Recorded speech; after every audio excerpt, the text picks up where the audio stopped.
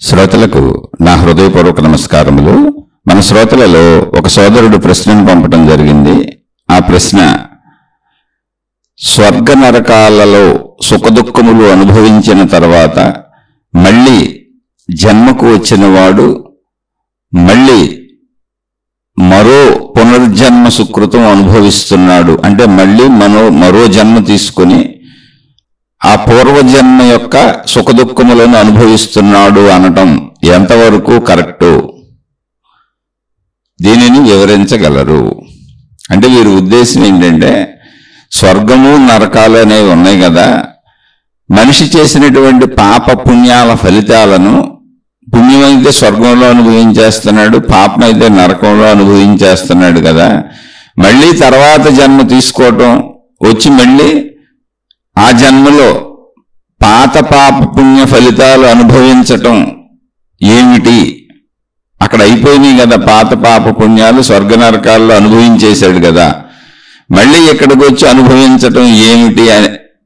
ఇది ఎంతవరకు కరెక్ట్? ఎందుకంటే నిజంగా ఒకవేళ స్వర్గ నరకాలు ఉంటే మనిషి చేసిన పాపము పుణ్యమును బట్టి స్వర్గమునకు నరకమునకు వెళుతూ ఉంటే, పుణ్యము చేసిన వాళ్ళు స్వర్గములో, పాపం చేసిన వాళ్ళు నరకములో ఆ ఫలితములను అనుభవిస్తూ ఉంటే, ఆ పాప పుణ్యముల ఫలితములు పూర్తి అయిపోయిన తరువాత మరలా వాళ్ళు ఇంకో జన్మ తీసుకోవడానికి భూమి మీదకి వస్తూ ఉంటే, అప్పుడు ఈ జన్మలో వాళ్ళు పాత జన్మ కర్మ ఫలితాలు అనుభవించడానికి అసలు ఉండవు కదా.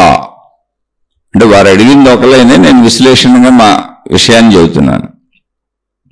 అలాంటప్పుడు ఈ జన్మలో ఇంతకు ముందు జన్మ యొక్క ఫలితములను అనుభవిస్తున్నారు, ఆ పూర్వజన్మ సుకృతాలను లేదా దుష్కృతాలను అనుభవిస్తున్నారు అనడం ఎంతవరకు కరెక్టు?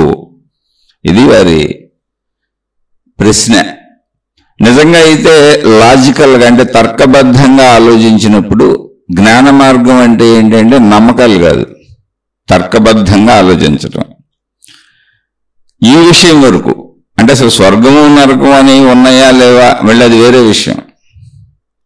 స్వర్గము నరకం అనేవి అసలు ఉన్నాయా లేవా, వాటిని వేటికి ఉదాహరణలుగా పోల్చి చెప్పారు. అంటే ప్రతి విషయంలోనూ ఆధ్యాత్మికతలో స్థాయిలు తెలుసుకోవాలి.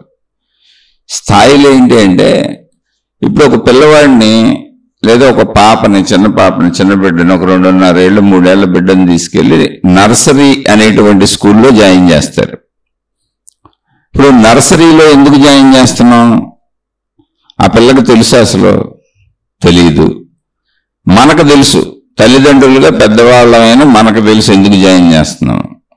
అసలు అది స్కూల్ అని, అక్కడ చదువుకోవాలని, చదువు నేర్పుతారని, ఆ చదువుకోవటం వలన భవిష్యత్తులో తను వృత్తి వ్యాపార ఉద్యోగాలకు అవసరమైన జ్ఞానాన్ని సంపాదించుకుని బ్రతకడానికి అవసరమైన ధనాన్ని సంపాదించుకునే అర్హతను పొందుతానని, ప్రపంచంలో జీవించడానికి అవసరమైన జ్ఞానమును పొందుతానని, ఇటు జీవన జ్ఞానము కానీ జీవితము నడవటానికి అవసరమైన ఆర్థికము అంటే ధన సంపాదన కానీ దాని వలనే వస్తుంది అని పిల్లలకు తెలియదు.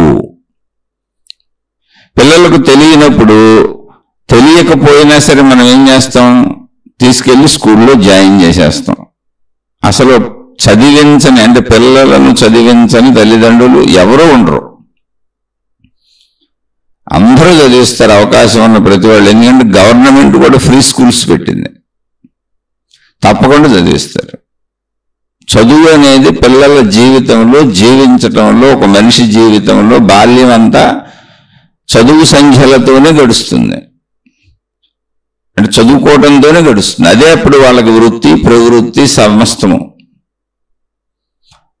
ఎందుకని తర్వాత భవిష్యత్తు జీవితంలో వాళ్ళు పెద్దవాళ్ళు అయినాక బ్రతకడానికి అవసరమైన జ్ఞానం కానీ బ్రతకడానికి అవసరమైన ధనము కానీ ఆ చదువు ద్వారానే సంపాదించుకుంటారు, వృత్తి వ్యాపార ఉద్యోగాలు చేసి. అంటే ఇది జీవన సత్యము. ఆ చదువు కూడా ఏంటి, ఏ 2.5-3 ఏళ్లకి నర్సరీలో వేస్తే నర్సరీ, ఎల్కేజీ, యూకేజీ, 1వ తరగతి, అలా ఎల్కేజీ యూకేజీ, ఇక్కడికి 3 సంవత్సరాలు అయిపోతున్నాయి. నర్సరీ, ఎల్కేజీ, యూకేజీ, అక్కడి నుంచి 1వ తరగతిలోకి వస్తారు. 3 సంవత్సరాలు ఇక్కడ అయినాయి. అక్కడి నుంచి 10వ తరగతి వరకు 13 సంవత్సరములు. తర్వాత ఇంటర్మీడియట్ 2 సంవత్సరములు, 15 సంవత్సరములు. అక్కడి నుంచి డిగ్రీ, ఇంజనీరింగ్ అయితే 4 సంవత్సరములు, మామూలు డిగ్రీలు అయితే 3 సంవత్సరములు. ఇక్కడికి ఆల్రెడీ 15, అవి ఒక 4, 19 సంవత్సరములు.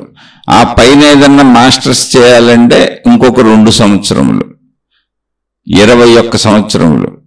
అంటే సుమారుగా ఈ మధ్యలో అన్ని స్ట్రైట్ గా పాస్ అవుతూ వెళ్ళిపోతే, ఎక్కడ డింకీలు కొట్టకుండా తప్పకుండా మళ్ళీ దాన్ని చదవకుండా ఉంటే, అంటే మనిషి తన జీవితంలో సుమారుగా 20-22 సంవత్సరముల జీవిత కాలం, కొంచెం అటు ఇటుగా ఒక 22 సంవత్సరాలు వేసుకున్నాం. మళ్ళీ ఉద్యోగాలు రావడానికి కూడా ప్రయత్నాలు ఉంటాయిగా, ఒక సంవత్సర కాలం అంటే తీసి మళ్ళీ ఏవో కోర్సులు నేర్చుకుంటూ ఉంటారు.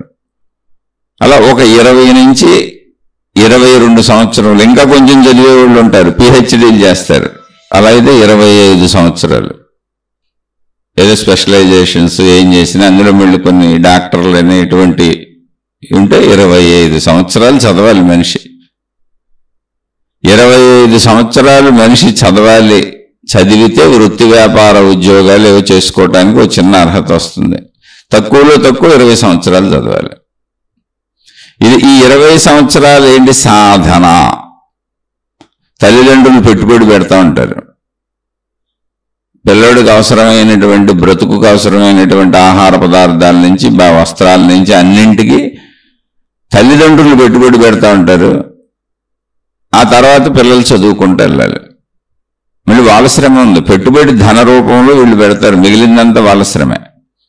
తర్వాత వాళ్ళు ధనం సంపాదించుకుంటారు. ఇది జీవితానికి, అంతే, బ్రతకటానికి, జస్ట్ బ్రతకటానికి. ఈ శరీరము జీవించినంతకాలం ఇక్కడ ఉండటానికి అవసరమైన వనరులు, వసతుల కోసం ధన సంపాదన. ఇది భౌతిక చదువు. అలాగే ఆధ్యాత్మిక చదువు ఏమిటి? ఇది ఆధ్యాత్మిక చదువు మనం మాట్లాడుకునేది. భౌతిక చదువులే 20 నుంచి 25 సంవత్సరాలు చదవాలి. మరి ఆధ్యాత్మిక చదువు చదవ అసలు ఎవరు చదవట్లేదు. అది ప్రాబ్లం.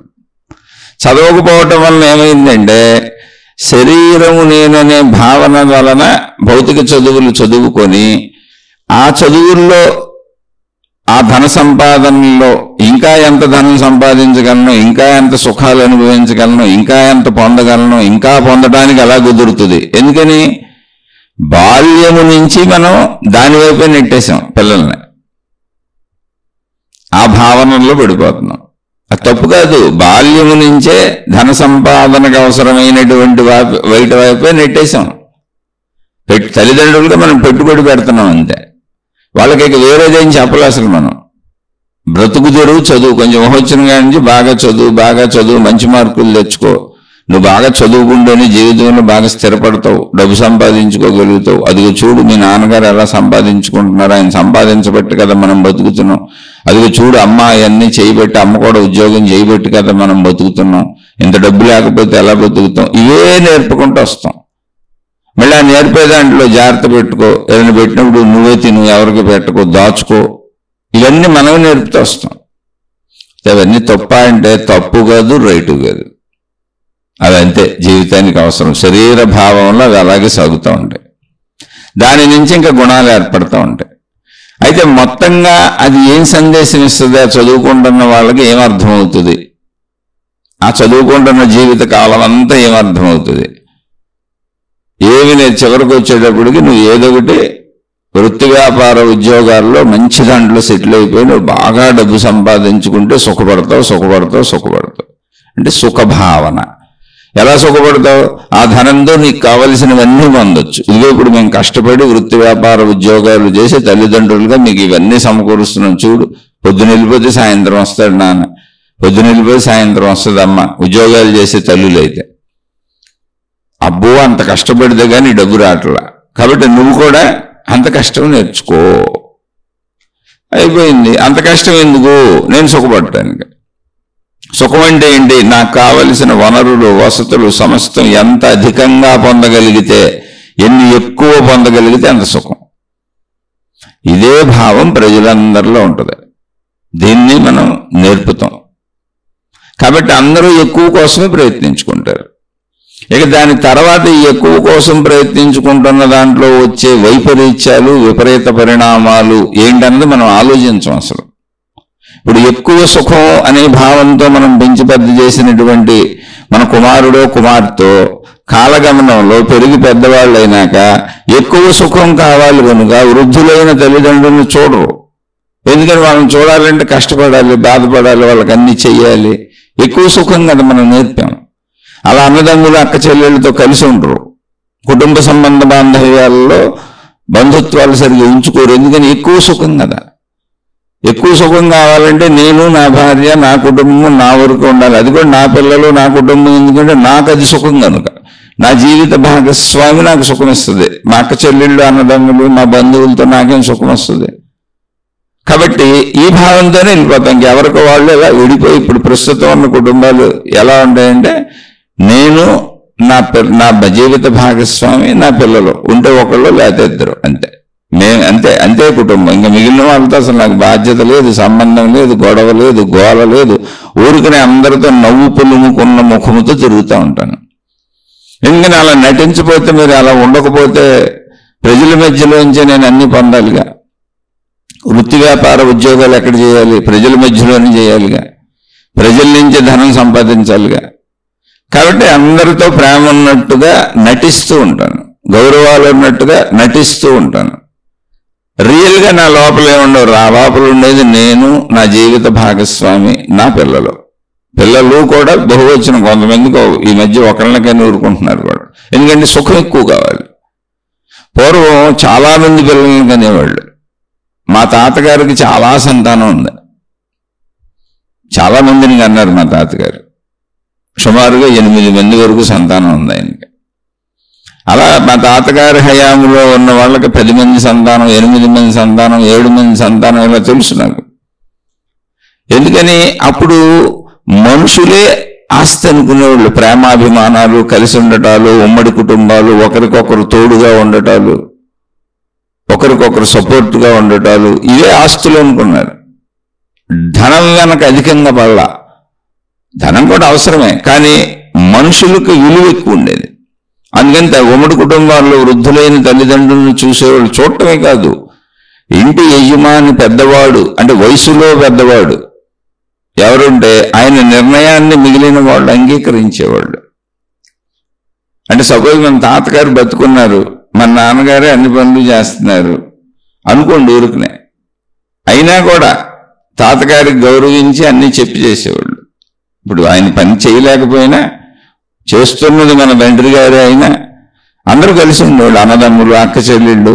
అంటే ఆయన ఉన్నంత వరకు మొత్తం ఈ కుటుంబం అంతా అలా ఉండేది. తర్వాత పెద్ద కొడుకు బాధ్యత ఫీల్ అయ్యేవాడు. అయ్యో అందరిదే నాదే బాధ్యత అని, వీళ్ళందరినీ నేను చూసుకోవాలి జాగ్రత్తగానే. ఇప్పుడు అదేం లేదు. ఎవరైనా ఉండండి, నా గొడవ నాది, నేను, నా భార్య, నాకు పుట్టిన పిల్లలు ఒకళ్ళు ఇద్దరు, ఒంటికేసి వండుకోము. నేను తప్పంట్ల. కాలమే మారిపోయింది. ఎందుకని అంటే ఇలాగే పెంచాము. అసలు విషయం అది. విద్య ఏమి నేర్పుతున్నాం చిన్నప్పటి నుంచి అంటే, విద్యాలయాలలో విద్యేమో ధన సంపాదనకి, బ్రతకడానికి అవసరమైన జ్ఞానానికి. మనం ఇచ్చే ట్రైనింగ్ చిన్నప్పటి నుంచి టిఫిన్ క్యారేజీలు, బాక్సులు పెడతాం కాడి నుంచి మనం ఇచ్చే ట్రైనింగ్ నువ్వే తిను, దాచుకో, ఇవన్నీ నీవే, ఈ బట్టలు నీవి, ఈ రూమ్ నీది, ఈ వస్తువులు నీవి, ఈ జాగ్రత్తగా పెట్టుకో, ఎవరికి పెట్టకో, నీ పాడు చేసుకోకు వస్తువులు.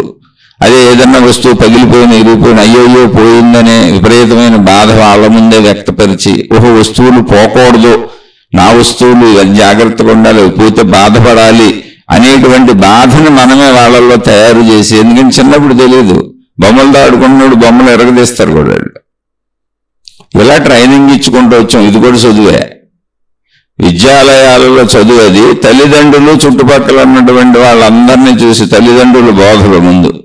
అంటే చిన్నతనం నుంచి మీరు ఏం బోధిస్తున్నారో చూసుకోండి, మీరు ఎలా జీవిస్తున్నారు అది కూడా. అవి కాస్త కూర మిగిలింది అనుకోండి, ఎందుకు అంత కూర ఉండవు, అనవసరంగా వేస్ట్ చేసేస్తున్నావు, కూరను ఫ్రిడ్జ్లో పెట్టి తినేద్దాం, రేపు తినేద్దాం, ఫ్రిడ్జ్లో పెట్టు. అదే చూస్తున్నాడు కొడుకు, అదే చూస్తుంది కూతురు. ఏది అక్కడ వేస్ట్ వద్దు, ఏది అంతా ఒక లోభత్వాన్ని వాళ్ళకంటే జాగ్రత్త పేరుతో చూపిస్తూ ఉంటాం.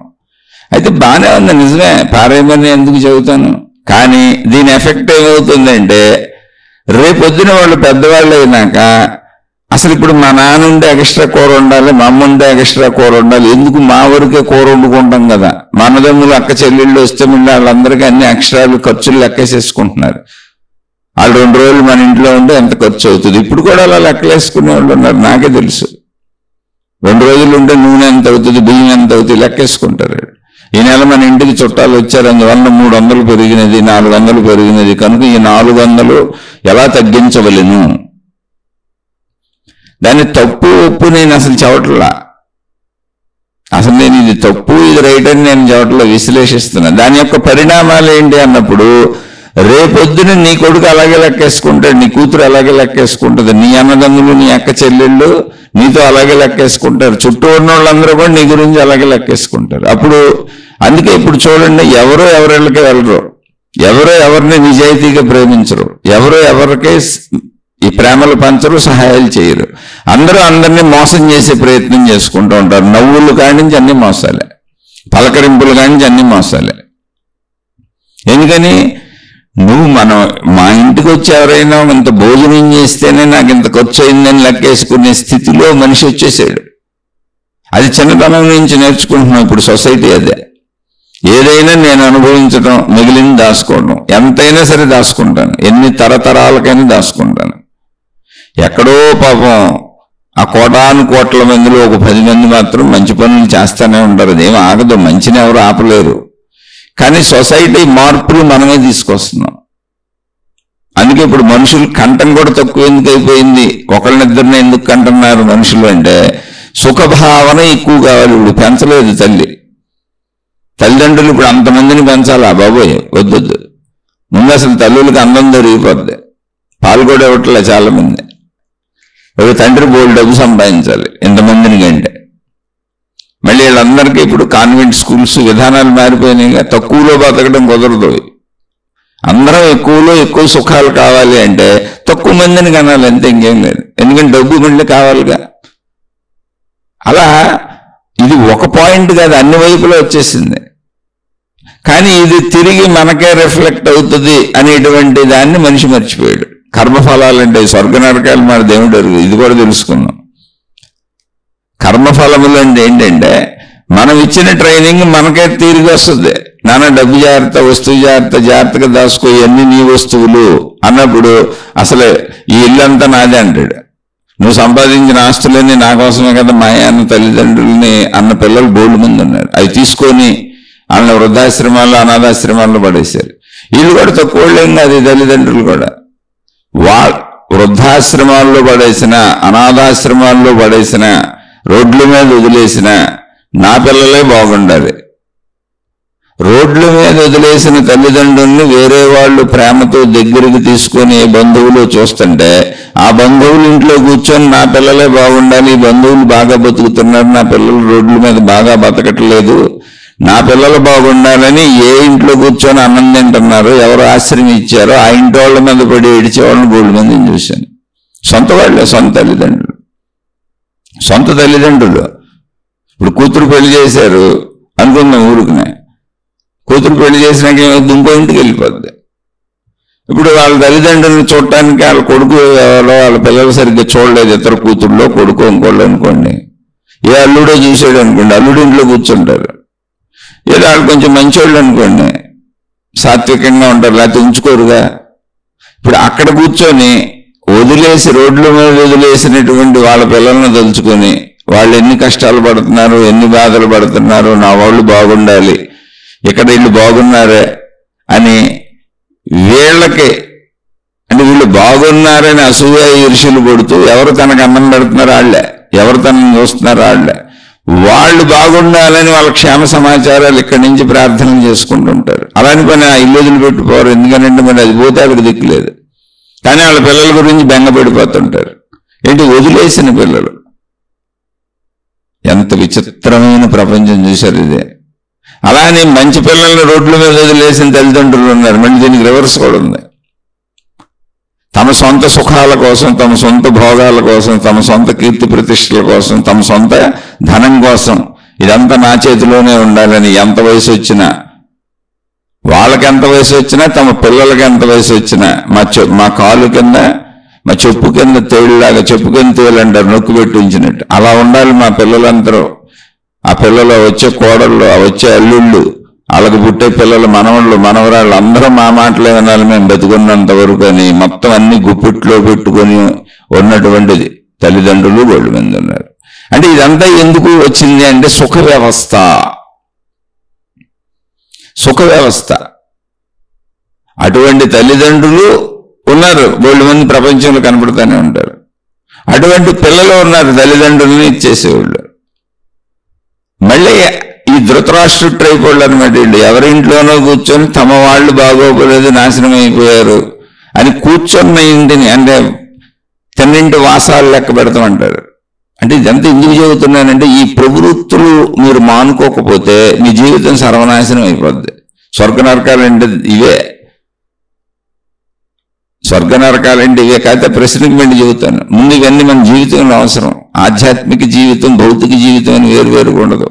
తిన్నింటి వాసాలు లెక్క పెట్టడం అంటే అది సాయం చేసిన వాళ్ళకే హాని చేయటం, సాయం చేసిన వాళ్ళ మీదే దుష్ప్రచారాలు చేయటం, సాయం చేసిన వాళ్ళ పట్ల కృతజ్ఞతాభావాలు లేకుండా ఉండటం, ఇవన్నీ ఊరికినే వదిలేస్తాయి అనుకుంటున్నారా? తరతరాలకు వెంటబడి మన జీవితాలను సర్వనాశనం చేస్తే కాలంటే మీరు అటువంటి వాళ్ళ జీవితాలను గమనించండి. మీ బంధువర్గంలోనూ, మీ స్నేహితుల్లోనూ, మీ అన్నదమ్ముల అక్క చెల్లెల్లోనూ, మీకు పరిచయస్తుల్లోనూ వాళ్ళ జీవితాలు గమనించండి.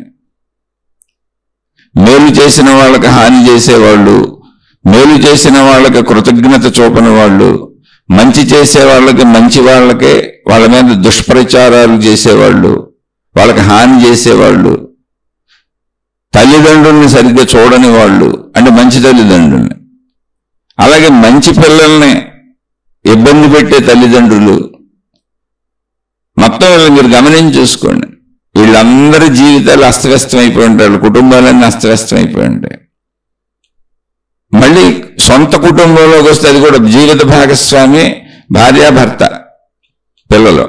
ఇలా సొంత కుటుంబంలోకి వస్తే భర్తను బాధ పెట్టేటువంటి భార్య, ఇక్కడ ఎవరైనా మళ్ళీ స్వతహాగా స్వతంత్రంగా వాళ్ళ కర్మ అనుభవించాల్సిందే.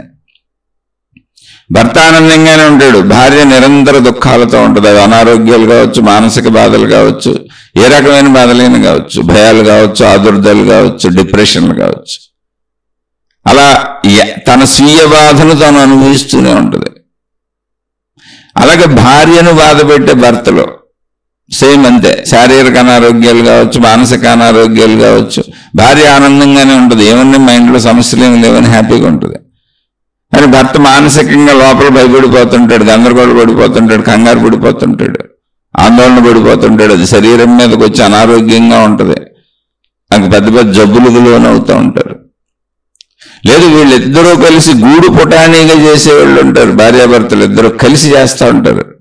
అత్తమామల్ని ఏడిపించడం, తల్లిదండ్రులను ఏడిపించడం, అన్నదమ్ములు అక్క చెల్లెళ్లతో సఖ్యతగా ఉండకపోవటం, అంటే ఏడిపించటం, ఇతరులని కలిపి మోసం చేయటం, అంటే మోసకారితనం, లౌక్యం, తెలివి ఇవన్నీ ఎక్కువగా ఉంటాయి. అటువంటి వాళ్ళకి పిల్లలు నాశనం అయిపోతూ ఉంటుంటారు. చూసుకోండి కుటుంబాల్లో ఎన్నో దెబ్బలు తింటారు వాళ్ళు, భారీ దెబ్బలు తింటారు, మామూలు కాదు, సామాన్యమైన దెబ్బలు కాదు. అవి అంటే తలుచుకుంటే తీరనంత నష్టాలు, గాయాలు ఉంటాయి వాళ్ళ జీవితాల్లో. మీరు పరిశీలించి చూసుకోండి. మీ సొంత కుటుంబాల్లో కానీ, మీ బంధుమిత్రుల్లో కానీ, మీ స్నేహితుల్లో కానీ. ఎందుకని ప్రతి వాళ్ళకి పరిచయస్తుల కుటుంబాలు కనీసం ఒక 20-30 ఉంటాయి. బాగా దగ్గరగా తెలిసి వాళ్ళ గురించి తెలిసే కుటుంబాలు ఖచ్చితంగా 10-15 కుటుంబాలు అందరికీ ఉంటాయి. మీరు పనిచేసే చోట మీ యజమానులు కానీ, మీ పనివాళ్ళు కానీ, మీ సహోద్యోగులు కానీ, మీ కింద పని చేసేవాళ్ళు కానీ గమనించి చూడండి. మీ ఇరుగు పొరుగు వాళ్ళు కానీ వాళ్ళ యొక్క గుణములను బట్టి వాళ్ళ జీవితములు అల్లకల్లోలముగా సాగుతూనే ఉంటాయి. ఆ అల్లకల్లోలతో ఏ వైపు నుంచి ఉంటుందో తెలియదు. పిల్లలు అనారోగ్యాలతో ఉంటారా, పిల్లలకు చదువు సంఖ్యలు రావా, పిల్లలు పనికిరాని వాళ్ళు అయిపోతారా, పిల్లలు రౌడీలు గోండాలు అయిపోతారా, ఏమవుతారో తెలియదు అసలు. పిల్లలు ఎలా పాడైపోతారు, లేదా వీళ్ళ తల్లిదండ్రులు పాడైపోతారా? ఎందుకంటే ఇండివిజువల్గా అందరూ కలిసి ఉన్నా వ్యక్తిగతంగా మళ్ళీ ఆ వ్యక్తి యొక్క బుద్ధిని బట్టి గుణమును బట్టి ఆ వ్యక్తి అనుభవిస్తూనే ఉంటారు. మళ్ళీ మన ఇంట్లో కూడా అది మన ఇంట్లో చూసుకున్న అర్థమైపోద్ది. మన ఇంట్లో, మన ఒంట్లో, మన చుట్టూ ఉన్న వాళ్ళ ఇళ్లలో, వాళ్ళ శరీరాల్లో, వాళ్ళ మనసుల్లో గమనిస్తే అన్నీ తెలిసిపోతుంది. అంటే ఇది ఎందుకు చెబుతున్నానంటే అసలు స్వర్గ నరకములు ముందు ఇక్కడే ఉన్నాయి. చనిపోయిన తర్వాత మళ్ళీ దేవుడు ఇప్పుడు మనం బ్రతుకుతున్నప్పుడు స్వర్గం అంటే ఏంటి? సుఖముగా హాయిగా వెళ్ళిపోవటం. స్వర్గం అంటే రంభావరోసులు డ్యాన్సులు వేయటం కాదు, సంతోషంగా, అంటే దుఃఖము లేని జీవితమే స్వర్గము, బాధ లేని జీవితమే స్వర్గము, భయము లేని జీవితమే స్వర్గము. ఇప్పుడు స్వర్గం గురించి చెప్పినప్పుడు మీరు ఎక్కడైనా గమనించండి, స్వర్గము గురించి చెప్పినప్పుడు స్వర్గంలో రంభావరోసి, మేనక, ఇంద్రుడు వీళ్ళందరూ ఉంటారు. ఆ రంభావరోసి మేనకలు డ్యాన్సులు వేయటం, అమృతం తాగటం, వాళ్ళతో సుఖభోగాల్లో తేలియాడటం, ఇదంతా పురుషులకి చెప్పారు. పురుష స్వర్గమే కానీ స్త్రీలు లేరు ఆ స్వర్గంలో. స్త్రీలకు సుఖాన్ని ఇచ్చేటువంటి మన్మధుడు, డ్యాన్సులు వేసేవాళ్ళు ఎవరు లేరు అక్కడ. పైగా అక్కడ కూడా శారీరక కోరికలేనా? అక్కడ కూడా సురాపానమేనా? ఆలోచించండి ఒకసారి. కాబట్టి ఒక విషయాన్ని అర్థం చేసుకునేటప్పుడు తాత్వికతను తెలుసుకోవాలి. ఆధ్యాత్మికత అర్థం కాని వాళ్ళకి సినిమాలాగా కల్పనాత్మకంగా చెప్పబడుతుంది కథ రూపంలో. ఇప్పుడు సినిమాలు డైరెక్ట్గా దృశ్య రూపంలో వచ్చినాయి. దృశ్య రూపానికి ముందు వెనకాలేముంది? నాటకాలు వేసేవాళ్ళు మనుషులే డైరెక్ట్గా. నాటకాలకు వెనకాలేముంది? కథలు చెప్పేవాళ్ళు, హరికథలు, బుర్రకథలు అని అలా చెప్పుకుంటూ ఊళ్ళు మనుషులే తిరిగేవాళ్ళు. అంతగా దానికి అలా ఆ కాలంలోనే, లేదా ఇంకొంచెం వెనక్కి వెళ్తే అసలు ఇంట్లోనే పెద్దవాళ్ళు చిన్నపిల్లలకు పడుకోబెడుతూ కథలు చెప్పేవాళ్ళు. ఇప్పుడు అది ఆ కథలు చెప్పేదంతా కూడా మీడియా తీసేసుకోండి. సోషల్ మీడియా, డిజిటల్ మీడియాలు వచ్చేసినాయి. అవి తీసేసుకున్నాయి కథలు చెప్పే పార్ట్. అందుకని మనుషుల మధ్య ఇప్పుడు మనుషులు చెప్పాల్సిన అవసరం లేదు. అది సినిమాటిక్ దృశ్య రూపానికి వచ్చేసినాయి. దృశ్య శబ్ద వినోదం అది ఆల్రెడీ. ఇది వెనక్కి వెళ్ళినప్పుడు మనిషి చెప్పేవాడు. ఇది ముందేంటంటే ఒక కథగా చెబుతారు ఒక విషయంగా నువ్వు అవగాహనకు రావటానికి. నాయన మంచి పనులు చేస్తే మంచిగా బతుకుతావని. అయితే అక్కడ స్త్రీ స్వర్గం ఎందుకు లేదు, పురుష స్వర్గమే ఎందుకు ఉంది అంటే అసలు ఈ స్వర్గ నరకాల కాన్సెప్ట్ ఎప్పుడు తయారైంది ఇది తెలుసుకోవాలి మనం.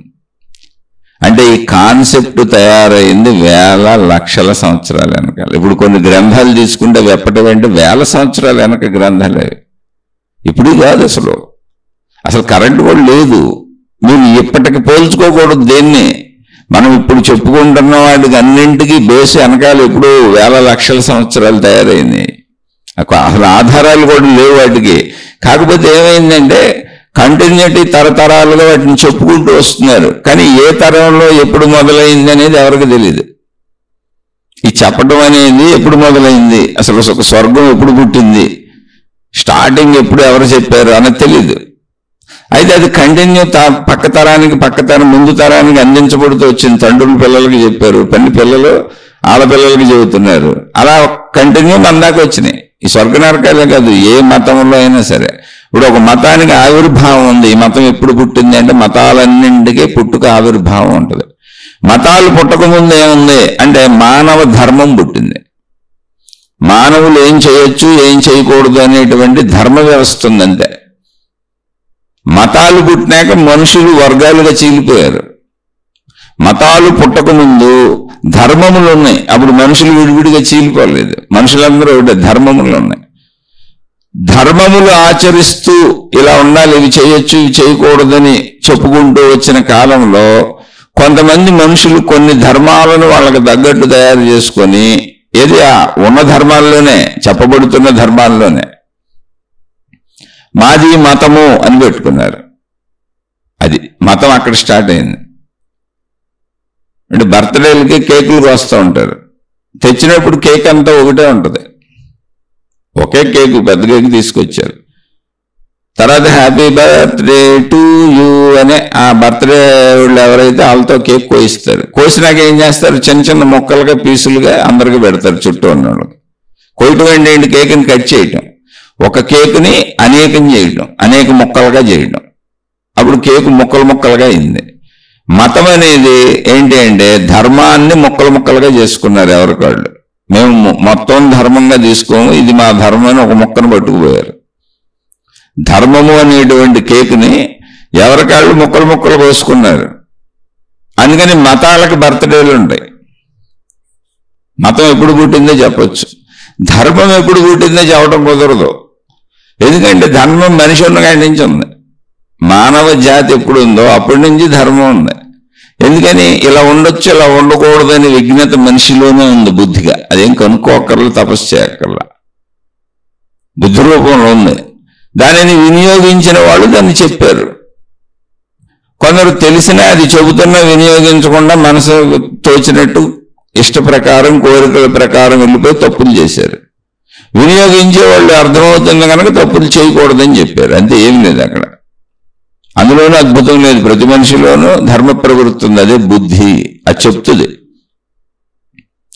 కాబట్టి ధర్మం అనే కేకుని మొక్కలు మొక్కలుగా చేసుకున్నాక మతాలు వచ్చినాయి. మతాలకు ముందే ఉంది అంటే ధర్మం ఉంది. అందుకని కేక్ ఎప్పుడైతే కట్ చేశారో అప్పుడు హ్యాపీ బర్త్డే. మతాలకే హ్యాపీ బర్త్డేలు ఉన్నాయి, మతాలన్నిటికీ బర్త్డేలు ఉంటాయి. ఎప్పుడు మొదలైంది అని. ధర్మానికి బర్త్డేలు ఉండవు. కాబట్టి ఈ స్వర్గము నరకము అనేది కూడా అందులోంచి తెచ్చుకున్నారు కొంతమంది.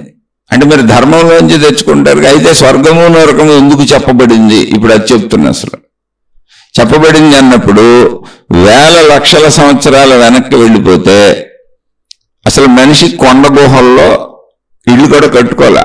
జంతువులతో పాటు అరణ్యాలు, అంటే మొత్తం అరణ్యాలే ఉన్నాయి, ఊళ్ళు లేవు.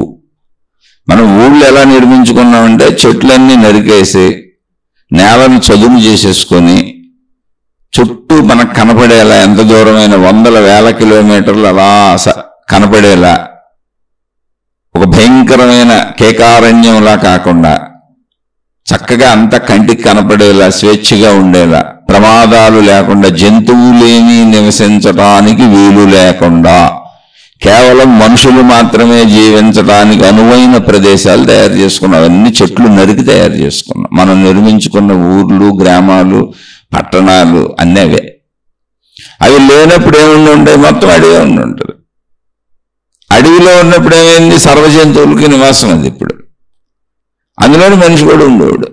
అందుకని తనను తాను రక్షించుకోవడానికి జంతువుల నుంచి మనిషి చిన్న చిన్న గుహల్లో, అంటే సహజంగా ఏర్పడినటువంటి గుహలు ఉంటాయి కొండ ప్రాంతాలు, రాళ్ళల్లో, వీటిల్లో, లేదా చెట్లకు పైన చిన్న చిన్నగా ఉండటానికి వసతి ఏర్పాటు చేసుకుని జాగ్రత్తగా అలా తన మనుగడ సాగించుకున్నాడు. తర్వాత నిదానంగా గ్రూపుగా ఉండి చిన్న చిన్న గూడెములు, అంటే కొంతమంది కలిసి కొన్ని ఇళ్ళు కట్టుకొని ఏదో అక్కడ దొరికిన వాటితోనే మట్టి గోడలతో, ఆ పొల్లలతో వాటితో కట్టుకొని వాటిలో ఉండటం. అయితే మొదటి నుంచి స్త్రీ ఉంది, పురుషుడు ఉన్నాడు. ఇప్పుడున్న కోరికలు ఏమన్నా అప్పుడు అవన్నీ ఉన్నాయి. శరీరం అదే, ఇంద్రియాలు అవే. అప్పుడు పురుషుడు జంతువుల నుంచి తనను రక్షించుకోవటానికి పురుషుడు బలీయంగా ఉంటాడు, స్త్రీ కొంచెం బలహీనంగా ఉంటుంది శరీర తత్వంలోనే. అదీగాక స్త్రీ పురుషుల కలయికలో స్త్రీకి గర్భధారణ జరుగుతూ ఉంటుంది. అప్పుడు గర్భ నిరోధకాలు లేవు. ఇప్పుడులా ఒక పిల్లోడిని కనేసి ఊరుకుందాం అంటే వాళ్ళేమి కామ కోరికలు ఆపుకోలా. కామ కోరికలు తీర్చుకుంటూనే పిల్లలు పుట్టకుండా ఏర్పాట్లు చేసుకున్నారు. ఆపరేషన్లో వచ్చినాయి, అనేక రకాల విధానాలు వచ్చినాయి. ఎవరు కామాన్ని ఆపుకోలా, పిల్లల్ని ఆపారు అంతే. అప్పుడు కామాన్ని ఆపుకోకుండా తీర్చుకుంటుంటే పిల్లలు వచ్చేస్తానే ఉండేవాళ్ళు. ఎందుకంటే గర్భ నిరోధకాలు లేవు, ఎంతమంది పిల్లలైనా కంటానే ఉండే. అందుకని స్త్రీకి ఈ పిల్లలకనే వ్యవస్థ అనేది స్త్రీకి చాలా బలహీనతను కలిగించే వ్యవస్థ అయిపోయింది. గర్భధారణ సమయంలో ఏం చేయలేకపోవటం, ప్రసవం అయినాక కొన్నాళ్ళు ఏమీ చేయలేకపోవటం. మళ్ళీ తర్వాత ఏముంది, మళ్ళీ స్త్రీ ఎవరితోనో కలుస్తుంది, ఆమెకి కోరుకుంది, వీళ్ళకి కోరుకుంది. ఇలా ఎప్పటికీ స్త్రీ ఒక బలహీనతలో ఆగిపోవాల్సి వస్తుంది, దాక్కోవాల్సి వస్తుంది, ఉండిపోవాల్సి వస్తుంది. అప్పుడు స్త్రీకి పురుషుడు రక్షకుడు అయ్యాడు. స్త్రీకి పురుషుడు రక్షకుడు అయ్యాడు అప్పుడు. ఎందుకని జంతు ప్రపంచంలోనే ఉన్నారు. పైగా గర్భధారణలు అధికంగా జరుగుతూ ఉంటాయి. ఎందుకని గర్భ నిరోధం లేదుగా, కామకోరిక ఆపటం అనేది ఉండదు ఇంకా. అందుకని పురుషాధిక్యతతో అన్ని రచించబడి ఉంటాయి. అందుకని ఇది పురుష స్వర్గం. అంటే పురుషుడికి ధర్మాలు ఎవరికి చెప్పాలి ఇప్పుడు అంటే స్త్రీకి బయటికి రాదు. స్త్రీ బయటకు వచ్చేసేది ఏమి లేదు. స్త్రీ పురుషుడి మీద ఆధారపడి జీవిస్తుంది. బలవంతుడైనటువంటి పురుషుడు స్త్రీని రక్షించుకుంటుంటాడు, ఆ పుట్టిన పిల్లలని రక్షించుకుంటుంటాడు. అప్పుడు కుటుంబానికి యజమాని స్త్రీ అయిపోయాడు, పురుషుడైపోయాడు. స్త్రీ సామాన్యురాలే ఇంట్లో పనులు చేసుకోవటం ఉండిపోయింది. ఎందుకని? నిరంతర గర్భధారణ కూడా మీరు ఊహించాలి. ఎందుకంటే గర్భ నిరోధకాలు లేనప్పుడు నిరంతర గర్భం వస్తానే ఉంటుంది. కామకోరికలు ఆగవుగా. ఇప్పుడు కామకోరికలు ఆగినాయా? ఎవరికి ఆగలేదు. గర్భ నిరోధకాలు ఉన్నాయి. ఇప్పుడు ఒకసారి ఆపరేషన్ చేసేసుకుంటే ఇంక జీవితం మొత్తం పిల్లలు పుట్టరు. లేదా గర్భ నిరోధక విధానాలు బోల్డ్ ఉన్నాయి, ఇక్కడ పిల్లలు తగ్గారు. అందుకని స్త్రీ కూడా స్వతంత్రంగా వెళ్ళి చదువుకొని వృత్తి వ్యాపార ఉద్యోగాలు ఇప్పుడు చేయగలుగుతుంది, పురుషుడితో సమానంగా ఉండగలుగుతుంది. అప్పుడు లేదు.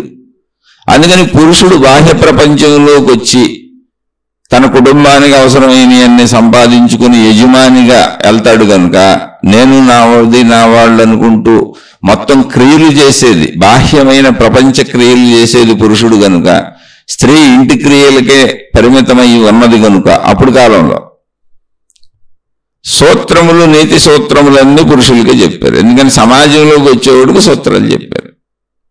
అది అసలు విషయం. అందుకని పాత గ్రంథాలు ఏం చూసినా మీరు పురుషులకు చెబుతున్నట్టుగా ఉంటాయి, స్త్రీలకు చెప్పరని కాదు.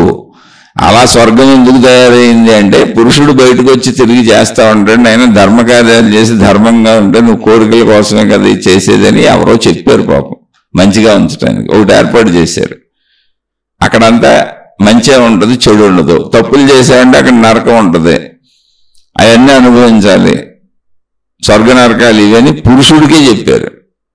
మరి నరకాల్లో ఎక్కడ మనకు స్త్రీలు ఉన్నట్టు గ్రంథాల్లో కనపడదు, స్వర్గాల్లోనూ స్త్రీలు ఉన్నట్టు కనపడదు. కారణం అది బయట సమాజంలో వచ్చేవాడికి చెప్పారు. ఇప్పుడు మనం దాన్ని అది అర్థం చేసుకోకుండా అనేక మంది వెర్రి తలలు వేసిన వాళ్ళు ఉంటారు. వెర్రి తలలు అని ఎందుకన్నానంటే జ్ఞానం లేని మూర్ఖులు, మూఢులు. ఒరే నాయన, ఇది ఎప్పుడు చెప్పబడింది, ఎప్పుడు చెప్పారు, ఎవరిని ఉద్దేశించి చెప్పారు, అలాగే ఎందుకు చెప్పారు? చెప్పిన వాళ్ళకి స్త్రీలు ఉంటారని తెలీదా? ఇప్పుడు ఆ ప్రశ్న వేస్తాం ఆ స్త్రీలలో. ఎందుకంటే ఇది చాలా మంది డిబేట్లు, కామెంట్లు సోషల్ మీడియాలో విని చెబుతున్నా. బాగా ఇంటెలిజెంట్ పీపుల్ లాగా ఇప్పుడు మాట్లాడేస్తుంటారు కూర్చొని. నువ్వు 2025లో కూర్చొని మాట్లాడితే ఎట్టాగరా నాయన, 2000 సంవత్సరాలు వెనక్కి వెళ్ళు. 2025 కూడా క్రీస్తు శకం నుంచి. ఆ క్రీస్తు పూర్వం కూడా లోకం బోల్డ్ ఉంది. వేల లక్షల సంవత్సరాలు, కోట్ల సంవత్సరాలు గడిచిపోయింది మానవ జాతి. మనం 2025 పెట్టుకుంది క్రీస్తు శకం నుంచి, అంటే క్రీస్తు పుట్టుకు నుంచి. ఇప్పుడు మాట్లాడుతున్నావా నువ్వు? ఇప్పుడు సొసైటీలోకి వచ్చి ఇన్ని ఏర్పాటు చేసుకున్నాక ఇప్పుడు దానికి స్త్రీలు కూడా హై హై హై హై అంటారు, స్త్రీల స్వర్గం లేదని. అసలు ఎవరో హై హై కాదు, అది ఒక మూఢత, మూర్ఖత. ఇప్పుడు చెప్పబడిన విషయం కాదు, అంతే సింపుల్. మా తాతలు నేతులు తాగారు, మా మూతులు వాసన చూడండి అంటే మీ మూతులకు వాసన ఎందుకు వస్తుంది? మీ తాత తాగిన ఆయన మూతికి నేతి వాసన వస్తుంది. అందుకని నెయ్యి అప్పుడు క్వాలిటీ చెప్పాలంటే మీ తాత క్వాలిటీ అది అప్పుడే తెలుస్తుంది, ఇప్పుడు తెలీదు. అలాగే వీటికి ఆధారం, ఈ గ్రంథాలన్నింటికీ ఆధారత ఎప్పుడు చెప్పబడిన కాలమో అది కావాల్సిందే. ఓ జ్యోతిష్య శాస్త్రం ఎప్పుడు పుట్టింది, దాన్ని ఇప్పుడు కూడా ఎందుకు ఫాలో అవుతున్నారు అంటే దాన్ని తిడతారు నన్ను, అంతే. అది జ్యోతిష్య శాస్త్రం అని పేరుతో ఉన్నటువంటి ఖగోళ శాస్త్రము. ఇప్పుడు దాన్ని ఖగోళ శాస్త్రం అని, అంతరిక్ష శాస్త్రం అని పిలుస్తారు సైన్స్ డెవలప్ అయినాక. దాన్ని అప్పుడు జ్యోతిష్య శాస్త్రం అని చెప్పారు. మీరు దేన్ని వాస్తు శాస్త్రం అన్నారు, అది ఇప్పుడు ఇంజనీరింగ్ అని చెప్పబడుతుంది. ఇప్పుడు దాన్నే ఇంజనీరింగ్ అంటాం మనం. ఇల్లు ఎలా కట్టుకోవాలి ఏంటని, దాన్ని అప్పుడు వాస్తు శాస్త్రం అని పిలిచారు. పేర్లు మారినాయి, నాగరికత మారినాక, ఎక్విప్మెంట్స్ మారినాక, విషయాలు మారినాక, డెవలప్ అవుతూ వచ్చినాక. డెవలప్ అవని రోజుల్లో పెట్టిన పేర్లు వాటిని ఇప్పుడు మూఢాచారాలుగా, వాస్తుని పాటించకపోతే మీ జీవితాలు నాశనం అయిపోతాయి. అసలు గోడలకి మనకు సంబంధం ఉంటుందా? దిక్కులకి మనకు సంబంధం ఉంటుందా? నేలకి మనకు సంబంధం ఉంటుందా? అసలు అలా అయితే దిక్కులు ఉన్నాయా?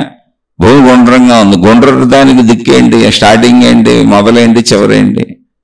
ఎందుకని నీకు విశాల భావన లేదు కాబట్టి, భూమి బల్లబరుపుగా ఉందనుకుంటున్నావు కాబట్టి, నువ్వు కొనుక్కున్న ఇల్లు 200, 300, 400 గజాలు మొక్కను కొనుక్కున్నావు కాబట్టి, ఆ మొక్కని స్క్వేర్లో పెట్టుకున్నావు కాబట్టి దానికి దిక్కులు నువ్వే పెట్టుకున్నావు. ఓకే, ఇల్లు కట్టుకునేటప్పుడు పెట్టుకో, తప్పులేదు.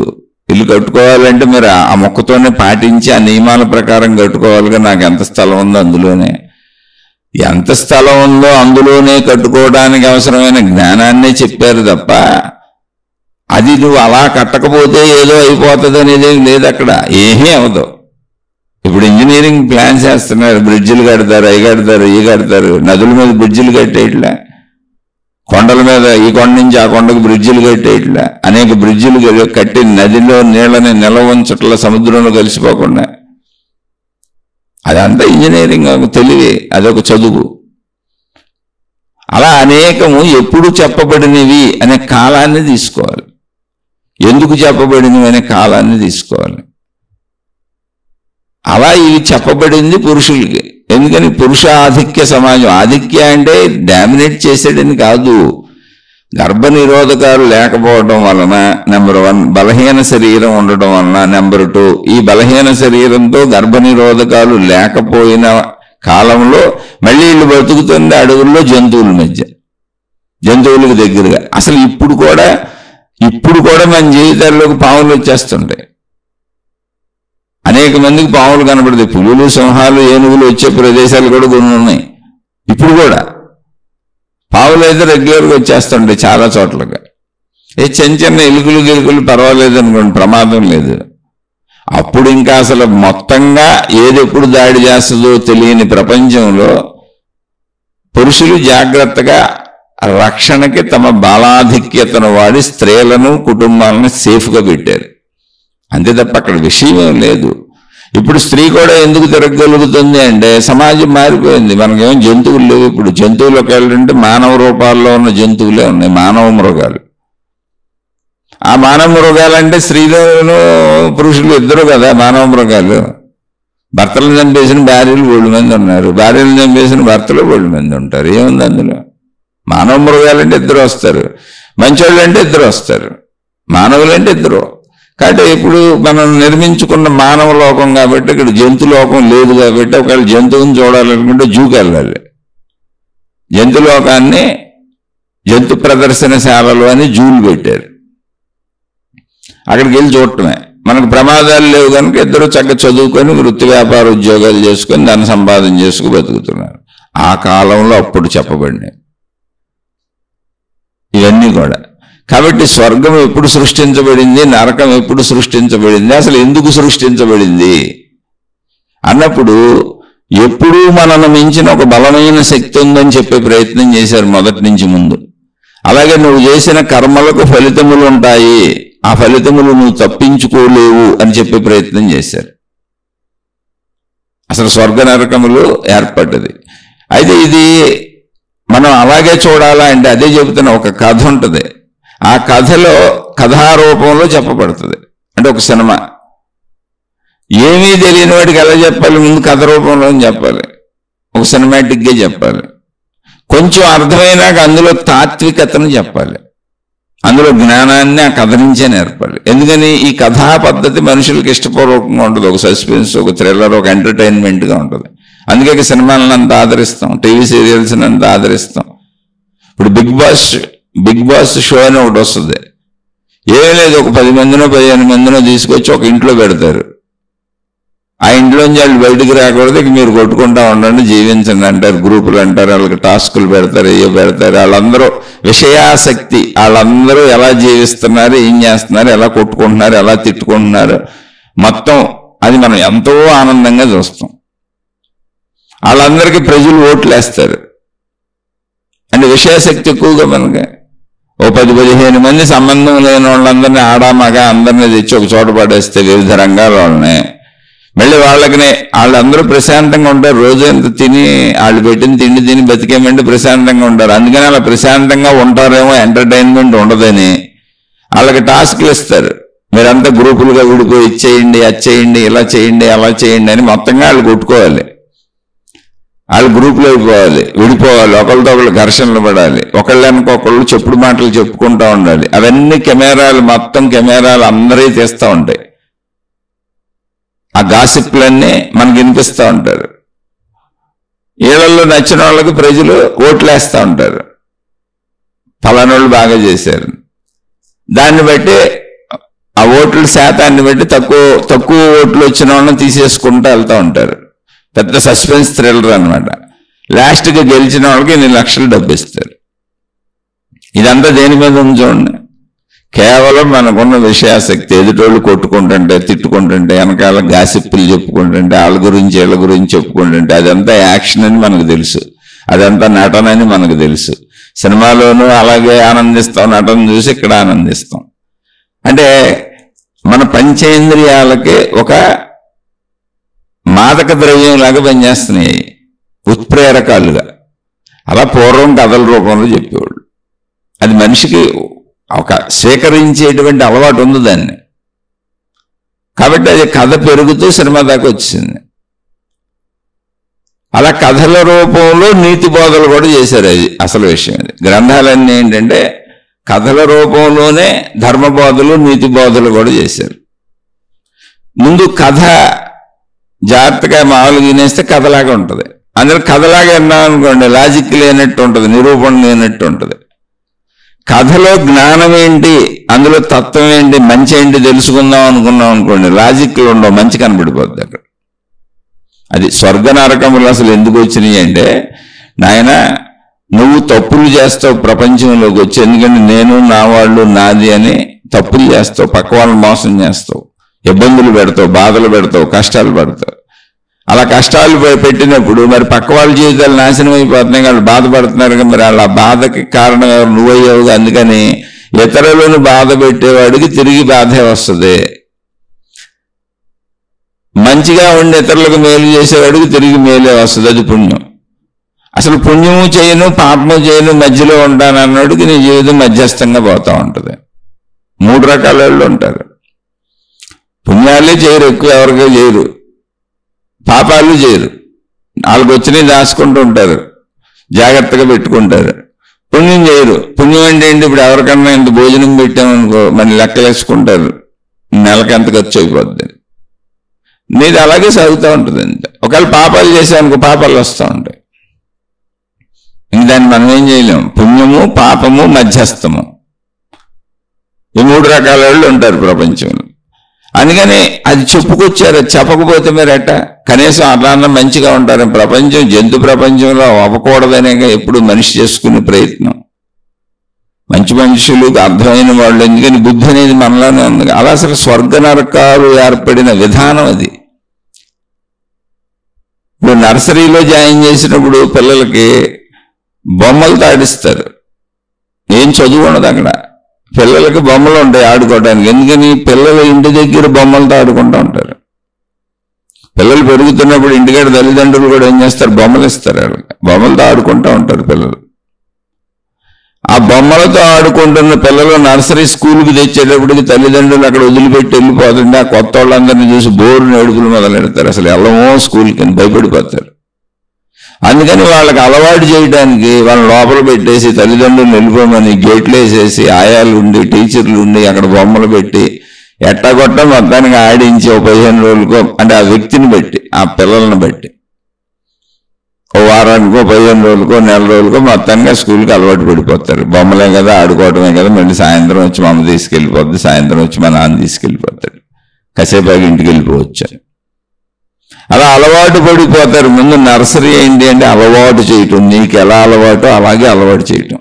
పిల్లలకు బొమ్మలు అలవాటు కాబట్టి బొమ్మలతోనే అలవాటు చేయటం, ఆటలు అలవాటు కాబట్టి ఆటలతోనే అలవాటు చేయటం. అలా ఎల్కేజీ, యూకేజీ నుంచి కూడా అదే ఉంటాయి చూడండి. కొద్ది ఆటపాటలతో నడిపించగలుగుతుంది చదువు అంతా. అక్కడి నుంచి ఒరిజినల్ చదువులోకి దింపుతారు, అక్షరాలు నేర్పుతారు. అవి కూడా ఆటపాటలతో నేర్పుతారు. బీ ఫర్ బాల్ అని, సి ఫర్ క్యాట్ అని, ఏ ఫర్ యాపిల్ అని, బీ ఫర్ బనానా అని, నువ్వు తినేవే చూపించి, నువ్వు ఆడేవే చూపించి, ఆవు, అమ్మ, ఇల్లు అని అలా అక్షరాలు నేర్పుతారు. ఇలా ఎలా అయితే మనిషి భౌతిక విద్యలు కూడా మనిషి ఆసక్తులకు తగ్గట్టు మనిషి స్వభావానికి తగ్గట్టు నేర్పుకుంటూ వచ్చారో ఆధ్యాత్మికతలో కూడా అలాగే నేర్పుకుంటూ వచ్చారు. ముందు బొమ్మల వలె కథలు, అందులో బొమ్మలు ఉంటాయి, పాత్రలు ఉంటాయి, కథలు ఉంటాయి. అలా మనిషి ప్రవృత్తిని సరిచేయడానికి ఏర్పాటు చేయబడిన వ్యవస్థ స్వర్గ నరకములు. అందులో తత్వాన్ని తీసుకుంటానండి. లేదని చాలా మంది చెబుతారు, నేను చచ్చిపోయానండి, చూసి వచ్చాను, స్వర్గానికి వెళ్ళాను, మళ్ళీ బతికాను. చచ్చిపోయి బతికారండి చాలా మంది. లేదు, ఉన్నాడు, నేను చూశాను, యమధర్మరాజుని చూశాను, స్వర్గాన్ని చూశాను, నరకాన్ని చూశాను అంటారు. మరి నేను చచ్చిపోలేదు, వెళ్ళలేదు కాబట్టి అది నేను చెప్పలేను. మీరు నమ్ముతారో నమ్మరు మీ ఇష్టం. ఇక్కడ జ్ఞానానికి నమ్మకంతో పని ఉండదు. జ్ఞానానికి నమ్మకంతో పని ఉండదు. నేను పడుకున్నాను, నాకు రాత్రి కల వచ్చింది. ఆ కళ అంతా నేను రాత్రి కలగంటున్నంతసేపు నిజమే అనుకున్నాను. అలాంటి కళని చాలామంది, నా కుటుంబ సభ్యుల్లోనే చాలామంది నమ్ముతారు, నాకు ఈ కళ వచ్చింది జరుగుతుందని. ఇదిగో జరిగిందని చాలాసార్లు జరిగిన వాటిని, కళలు రోజు వస్తాయి కానీ జరిగిన వాటిని చూపిస్తూ ఉంటారు. అదొక మానసిక లోలత్వం, ఒక మానసిక చాంచల్యం. ఇదిగో జరిగింది అంటారు. ఇప్పుడు కళలో ఏమన్నా స్పెషల్గా ఉంటుందా? కళ్ళలో ఏమొస్తాయి? మనకు తెలిసిన విషయాలకి వచ్చేది. మనకు తెలిసిన విషయాలు, మనకు తెలిసిన మనుషులు, మనం చూసిన దృశ్యాలు, మనం అనుభవించినవే లోపల మనసులో ఉన్నాయి, అవే కళలుగా వస్తాయి. కళ్ళలో జామ చెట్టు కనపడింది అనుకోండి, ఇళ్ళలో జామ చెట్టు ఉండదా ఏంటి? కళ్ళలో జామ చెట్టుకు జామకాయ కోసుకు తిన్నాను అనుకోండి, ఇళ్ళలో తిన్నాను కాబట్టి, చూశాను కాబట్టే కదా అది కళగా వచ్చింది. అలా కళలో నీకు ఏం వచ్చినా అవన్నీ ఇళ్ళలో నువ్వు చూసినవి, గ్రహించినవి వస్తాయి. నీకు అసలు తెలియనివి కళ్ళలోకి రావు. అది యాదృచ్ఛికంగా నీకు వచ్చిన 100 కళల్లో ఒకటి ఎక్కడన్నా జరగచ్చు. ఇప్పుడు రాత్రి కళ్ళలో మీ ఇంటికి ఎవరో వచ్చి నీకు 4 జాంకాయలు ఇచ్చినట్టు కళ వచ్చింది అనుకున్నాం. ఏ బంధువులు వస్తే తీసుకొచ్చారనుకున్నాం. ఇప్పుడు ఇంటికి ఆ బంధువులు రారు, కానీ ఎవరో వచ్చి 4 జాంకాయలు ఇచ్చి వెళ్తారు పక్కింటి వాళ్ళు. చూసావా, నా కళ్ళలో 4 జాంకాయలు వచ్చి నాకు ముందే తెలిసిపోతున్నాయి, కళ్ళలో 4 జాంకాయలు తెచ్చారని చెప్పాను. ఎవరు తెచ్చింది? నీకు దూర బంధువులు ఎవరో మీ ఇంటికి వస్తే తెచ్చారు, ఇది కళ్ళలో. కానీ ఇప్పుడు జాంకాయలు ఇచ్చిన వాళ్ళు ఎవరో పక్కింటి వాళ్ళు చెట్టుకి కోసి ఇచ్చారు. ఈ జాంకాయలను కలుపుకుంటావు కానీ మిగిలినన్ని కలుపుకోవు. అది నీ మనో దౌర్బల్యము, బలహీనత, చాంచల్యత. ఇదే ఎక్కువ కర్మ మార్గాలలో, భక్తి మార్గాలలో మొత్తం ఈ మనోచాంచల్యతతో మహిమలో, మాయలో అద్భుతాలు మనుషులు తయారు చేసుకుంటారు. తా వలచింది రంభ, తా మునిగింది గంగ అని తన భావాలకు అత్యధిక విలువనిచ్చేసుకొని, తన ఊహలకు అత్యధిక విలువనిచ్చేసుకునే వాళ్ళే ఇలాంటివి చేస్తారు. వీళ్ళకి అన్ని మానసిక దౌర్బల్యాలు, బలహీనతలు ఉంటాయి. అంటే శారీరక అనారోగ్యాలు చాలా ఎక్కువ ఉంటాయి. అలాంటి వాళ్ళు గురువులు ఉన్నా కూడా చూడండి, మీరు గమనించండి, వాళ్ళకి శారీరక అనారోగ్యాలు ఎక్కువగా ఉంటాయి. వాళ్ళకి మానసిక చాంచల్యం ఎక్కువ ఉంటుంది. వాళ్ళకి దగ్గరగా ఉన్న వాళ్ళకి తెలుస్తుంది ఆ విషయం. వాళ్ళు ప్రతి చిన్న విషయానికి భయపడిపోతుంటారు, కానీ ఆ దగ్గర ఉన్న వాళ్ళకి తెలుస్తుంది, బయట వాళ్ళకి తెలియనివ్వరు దాన్ని. ఎందుకంటే పెద్ద పెద్ద స్థానాలకు వెళ్ళిపోయారు గురువులు, మాతాజీలు ఆ స్థానాలు. కానీ అది మనో దౌర్బల్యము, మానసిక చాంచల్యత. అది వాళ్ళకి అనారోగ్యాలు వచ్చినప్పుడు బయటపడుతుంది. దానికేం చెబుతారంటే మళ్ళీ అది కూడా తయారు చేశారు. ఎవరిదో స్వీకరించారు, ఎవరో వీళ్ళ మీద దుష్ప్రయోగాలు చేశారు, లేదా శిష్యులు స్వీకరించారు. ఎవరి మీద దరిద్రం తగలయ్యా, ఇన్ని రకాల అసత్యాలు అందులోన, అది కూడా దేవుడి పేరు మీద. అందుకని వాటి ఫలితాలు వాళ్ళు అనుభవిస్తారు. ఇది మనోచాంచల్యత. అది మనుషులందరిలో ఉంటుంది, చిన్నపిల్లల నుంచి పెద్దవాళ్ళ వరకు. జ్ఞానం ఏం చేస్తుందంటే నా చాంచల్యతను నేనే గుర్తిస్తాను. నా మనోచంచల్యము, ఇది చాంచల్యము, మనో బలహీనత, నాకు అలా అనిపిస్తుంది. అందుకే అలాంటి వాళ్ళు జ్ఞానంలో ధైర్యవంతులై ఉంటారు. ధైర్యం అంటే ఏంటి? పిరికితనం లేకపోవడం కాదు, మనోచాంచల్యతను గుర్తించి వదిలేస్తారు. ఏ మహిమలో, మాయలు, అద్భుతాలు, నా కళలో, నా గొప్పలో, నా ఏమి లేవు, తీసవతలు వారే అని. కనీసం జ్ఞానం అంటే అది, నా చంచలత్వాన్ని నేను తెలుసుకోవటం. అందుకే జ్ఞాన మార్గంలో ఎప్పుడు నిన్ను నువ్వు పరిశీలించుకోవటమే ఉంటుంది, నిన్ను నువ్వు తెలుసుకోవటమే ఉంటుంది, నిన్ను నువ్వు గమనించుకోవటమే ఉంటుంది, నమ్మటం ఉండదు. ఇప్పుడు స్వర్గ నరకాలు నమ్మారు చాలా మంది, దీని నుంచి మతాలు తయారైపోయినాయి. వాళ్ళ దేవుణ్ణి పూజించే వాళ్ళందరూ ఒక మతం ప్రత్యేకంగా చెప్తానే పెట్టుకుంది. అలా మతాలు చాలా ఉన్నాయి. ఆ మతాలు ఏం చెబుతాయంటే మా దేవుడు నిజమైన దేవుడు, మా గ్రంథము నిజమైన గ్రంథము, మిగిలినంత కల్పన, అదంతా మాయ. వాళ్ళందరూ మాయలో పడిపోయి ఉన్నారు. అవి నిజమైన మతాలు కాదు. మా మతంలోకి వచ్చేయండి, మా దేవుణ్ణి పూజించండి. మా నిజమైన దేవుణ్ణి పూజించే వాళ్ళందరికీ మా నిజమైన దేవుడు స్వర్గాన్ని ఇస్తాడు, ఆయన దగ్గరే ఉంటారు. మిగిలిన వాళ్ళందరూ నరకానికి పోతారు. అలా మిగిలిన వాళ్ళందరూ వేరే దేవుళ్ళని ఎందుకు పూజిస్తున్నారంటే మాయ చేత. ఆ సైతానుగాడు మీ నెత్తి మీద ఉండి మీరు ఎలా చేస్తున్నారు, లేదా శని మీ నెత్తి మీద ఉండి ఎలా చేస్తున్నారు. నిజమైన దేవుణ్ణి పట్టుకోండి అని చెబుతూ ఉంటారు. ఆ స్వర్గాన్ని వాళ్ళ దేవుడికి కలిపేసుకున్నారు. అదొక పెద్ద మనోచంచల్యత. అందుకే మీరు మతాలు చూడండి, అన్ని వేరువేరుగా ఉంటాయి. వేరువేరు అభిప్రాయాలు, వేరువేరు ఆలోచనలు, వేరువేరు సృష్టి, వేరువేరు దేవుళ్ళు. ఎందుకనంటే అది మనో చాంచల్యతలోంచి పుట్టింది. మనోకల్పన. ఒక సినిమా తయారు చేసినట్టు తయారు చేశారు దాన్ని. జ్ఞాన మార్గం అలా ఉండదు, ఆలోచిస్తుంది. జ్ఞానం అంటే ఏంటి? నీకు నువ్వే పరిశీలించుకోవడం, నిన్ను నువ్వే తెలుసుకోవడం, నీతో నువ్వే తర్కించుకోవటం, నువ్వే అన్వేషించి దాని ఆన్సర్ కనుక్కోవడం. అందుకని అసలు విషయాలు చెప్పబడిన కాలానికి వెళ్తే సత్యం తెలిసిపోద్ది. ఎవరెవరిని విమర్శించక్కర్లా. ఆ విషయాలు చెప్పబడిన కాలం అది చెప్పబడిన తీరు తెన్నులేంటి అన్నప్పుడు ఆ విషయాలను కొంచెం మనిషిని ముందు జ్ఞానం లేనివాడిని, ఎంత ఆలోచించలేనివాడికి ఒక స్వర్గం ఉందో ఒక నరకం ఉంది అని అందులో విషయాన్ని చెప్పేవారు. ఆ కర్మఫలాలు అనుభవిస్తావరో, ఎందుకు వచ్చింది ఇన్ని కష్టాలు ఎందుకని. మళ్ళీ అక్కడ కథలు రాశారు, పలానోళ్ళ స్వర్గానికి వెళ్ళారు, పలానోళ్ళు నరకానికి వెళ్ళారు అని. అది విపులంగా చెప్పకపోతే ఇటు మానడుగా. ఇప్పుడు సినిమా ఏంటి మనకి విపులంగా చెప్పుద్దు. హీరో ఉంటాడు, విలన్ ఉంటాడు. సినిమా ఏంటంటే మంచి చెడు రెండు ఉంటాయి. ఎప్పుడు చెడు మీద మంచి గెలుస్తూ ఉంటుంది. సహజంగా సినిమాలు చెప్పేది ఇంతే. లేదా ఒక్కోసారి చెడు కూడా విలన్స్ని కూడా హీరోలుగా చూపిస్తారు.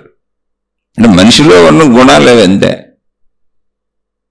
ఎన్ని సినిమా కథలు వచ్చినా ఈ బేస్ మీద ఉంటాయి. మనిషిలో ఉన్నటువంటి గుణాలు, ప్రేమ, ఎంతసేపు డబ్బు సంపాదన, ఆక్రమించుకోవడం, అన్యాయాలు, అక్రమాలు, అందులో మళ్ళీ మంచోళ్ళు. మంచి బాధలు ఎప్పుడూ ప్రపంచంలో ఉన్నాయిగా. ఇవే వాడతారు సినిమా కథల్లో కూడా, నవల్స్లో కూడా, దేంట్లో అయినా, టీవీ సీరియల్స్లో అయినా అన్నీ ఇంతే. ఇంకా అలా మళ్ళీ ఈ స్వర్గాలు నరకాలు, అందులో మనుషులు, దాని డిస్క్రిమినేషన్లు, దాని వివరణలో ఒక సినిమా అలాగే మొత్తం వచ్చేసింది. ఇప్పుడు ఆ కాలం అని చెప్పాను ముందే మీకు, ఇది వేల లక్షల సంవత్సరాల వెనకొచ్చింది. అక్కడ మీరు తెలుసుకోవాలి. అందుకే ఆ స్వర్గాల్లో స్త్రీలు ఉండరు. ముందు ఆ స్వర్గాల్లో, ఆ నరకాల్లో స్త్రీలు లేరు. మీరు అది గమనించండి. ఆ స్వర్గ నరక కథలకి స్త్రీలు ఉండరు అసలు. స్వర్గంలో రంభావరవేసి మేనక డ్యాన్సులు ఎందుకుంటాయి? ఎందుకంటే పురుషులకే స్వర్గం. వాళ్ళతో ఎవరైనా గడపచ్చు, ఆనందంగా ఉండొచ్చు, తాగి దందనాలు ఆడొచ్చు, అన్ని చేయొచ్చు. ఎందుకని? ఆ కాలములో పురుషులే రోడ్ల మీద తిరుగుతున్నారు కనుక, స్త్రీలు రోడ్ల మీదకి రాలేదు కనుక, స్త్రీలందరూ ఇళ్లలోనే ఉన్నారు కనుక, వాళ్ళు తప్పులు రైట్లు చేసేది ఏమీ లేదు కనుక, దాన్ని బట్టి ధర్మాలు, ధర్మ నిర్వహణ, సమాజము ఎలా ఉండాలి, బోధలు అన్నీ అలా వచ్చినాయి. అది అసలు విషయం.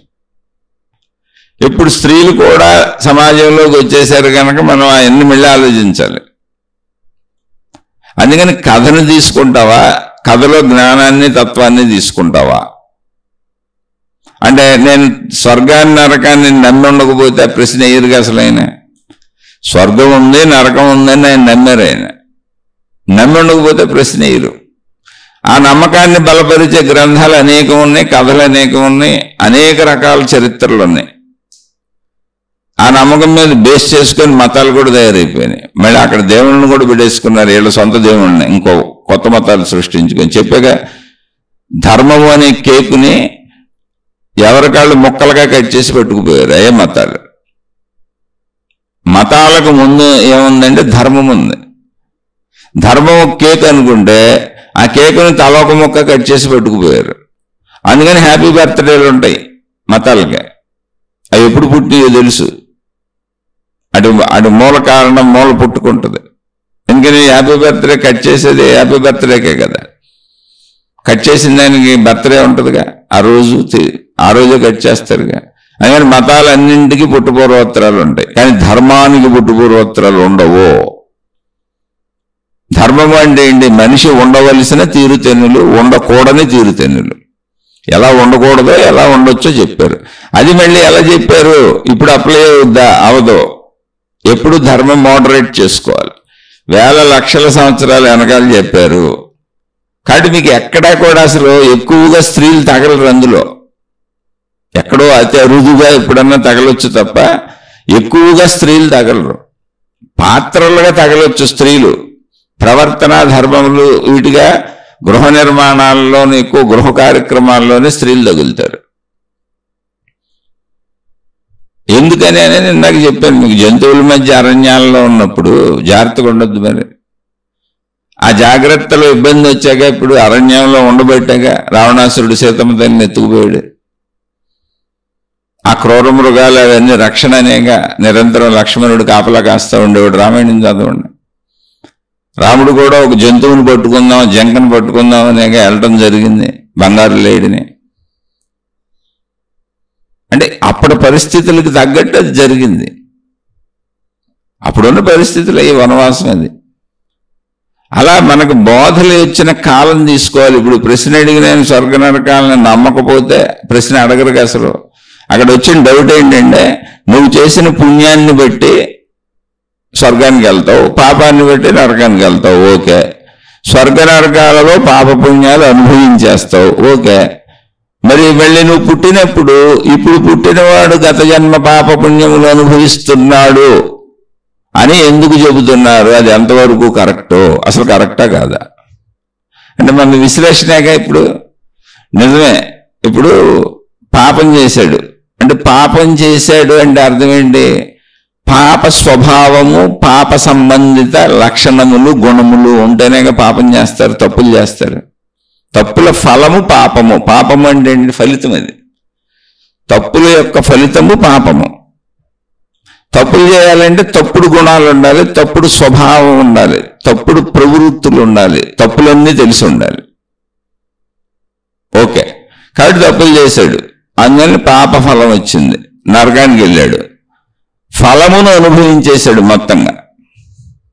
ఆ ఫలమును అనుభవించేశాడు, అయిపోయింది. మంచి పనులు చేశాడు, మంచి పనుల ఫలితము పుణ్యము. పుణ్యము ఫలితము, కార్యము కాదు, ఫలితము.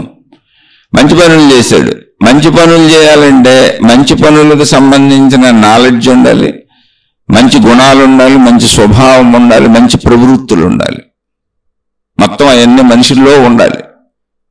అలా ఉంటేనే మంచి పనులు చేయగలుగుతాడు. కాబట్టి అవన్నీ ఉన్నవి కనుక మంచి పనులు చేశాడు, స్వర్గానికి వెళ్ళాడు. స్వర్గములో అనుభవించింది ఏంటి? ఫలము, పుణ్యము. ఫలం అనుభవించాడు, కానీ గుణములు స్వభావములు అలాగే ఉన్నాయి. వాటిని వాసనలు అంటారు. వాసనలు. ఇప్పుడు నరకములో అనుభవించింది ఫలం మాత్రమే, స్వర్గంలో అనుభవించింది ఫలం మాత్రమే. కానీ వాటి తాలూకా గుణములు, స్వభావములు, ప్రవర్తనలు అలాగే ఉన్నాయి. వాటినే వాసనలు అంటారు. ఆ వాసనలతో కూడినటువంటి మనసు అలాగే ఉంది. ఆ వాసనలతో కలిపి మరు జన్మ తీసుకున్నాడు. కాబట్టి ఇప్పుడు పుట్టుక నుంచి ఏం చేస్తాడు? తనలో ఉన్న మంచి చెడు కర్మల వాసనల ప్రకారం పనిచేస్తూ ఉంటాడు. అందుకని పుట్టుకతోనే చిన్నపిల్లల నుంచి చాలా మంది దొంగతనాలు, చెడ్డ పనులు చేస్తూ ఉంటారు. కొంచెం ఒక తెలియగానే అన్ని చెడ్డ పనులు మొదలెట్టేస్తారు. చదువుకోరు, రోడ్లమ్మడి తిరుగుతూ ఉంటారు, అటుపోతారు ఇటుపోతారు, దొంగతనాలు. ఇళ్లలో తమ సొంత ఇంట్లోనే ముందు దొంగతనాలు మొదలెడతారు. తమ సొంత తల్లిదండ్రులనే మోసం చేయడం ఫస్ట్ మొదలెడతారు. ఎందుకని? వాసనలు, పూర్వపు వాసనలు. నువ్వు స్వర్గం నరకం ఒకవేళ ఉందని నువ్వు నమ్మితే, అంటే నేను దాన్ని మళ్ళీ లాజికల్గా చెబుతున్నా, ఉందో లేదో నాకెందుకు, నాది విశ్లేషణ. మీరు అడిగిన దానికి విశ్లేషణ చెబుతా, విజ్ఞానం చెబుతా. అందులో మీకు ఏం కావాలో తీసుకోండి. విజ్ఞానం కావాలంటే విజ్ఞానం తీసుకోండి, అజ్ఞానమే కావాలంటే మీ పాత స్థితిలో ఉండిపోండి. నేను విశ్లేషణ మాత్రమే. ఎందుకంటే నేను ఏ ఆత్మజ్ఞానాన్ని అనుభవం చెందిన వ్యక్తిని కాదు. స్వర్గ నరకాలు నేను అసలు చూడలేదు. ఆత్మజ్ఞానం అని నేను ఏదో మాట్లాడుతున్నా, శీర్షికలు మాట్లాడుతున్నా, ఆత్మజ్ఞానానుభూతి నాకు కలగలేదు. స్వర్గ నరకాలు నేను చూడలేదు కాబట్టి ఉన్నవి లేవి రెండు ఖండించను నేను. దాని విశ్లేషణ మీరు అడిగిన దానికి విశ్లేషణ జ్ఞానపరంగా నాకు తెలిసినట్టుగా విశ్లేషిస్తున్నాను. అక్కడ వాళ్ళు అనుభవించింది కర్మ ఫలములు మాత్రమే.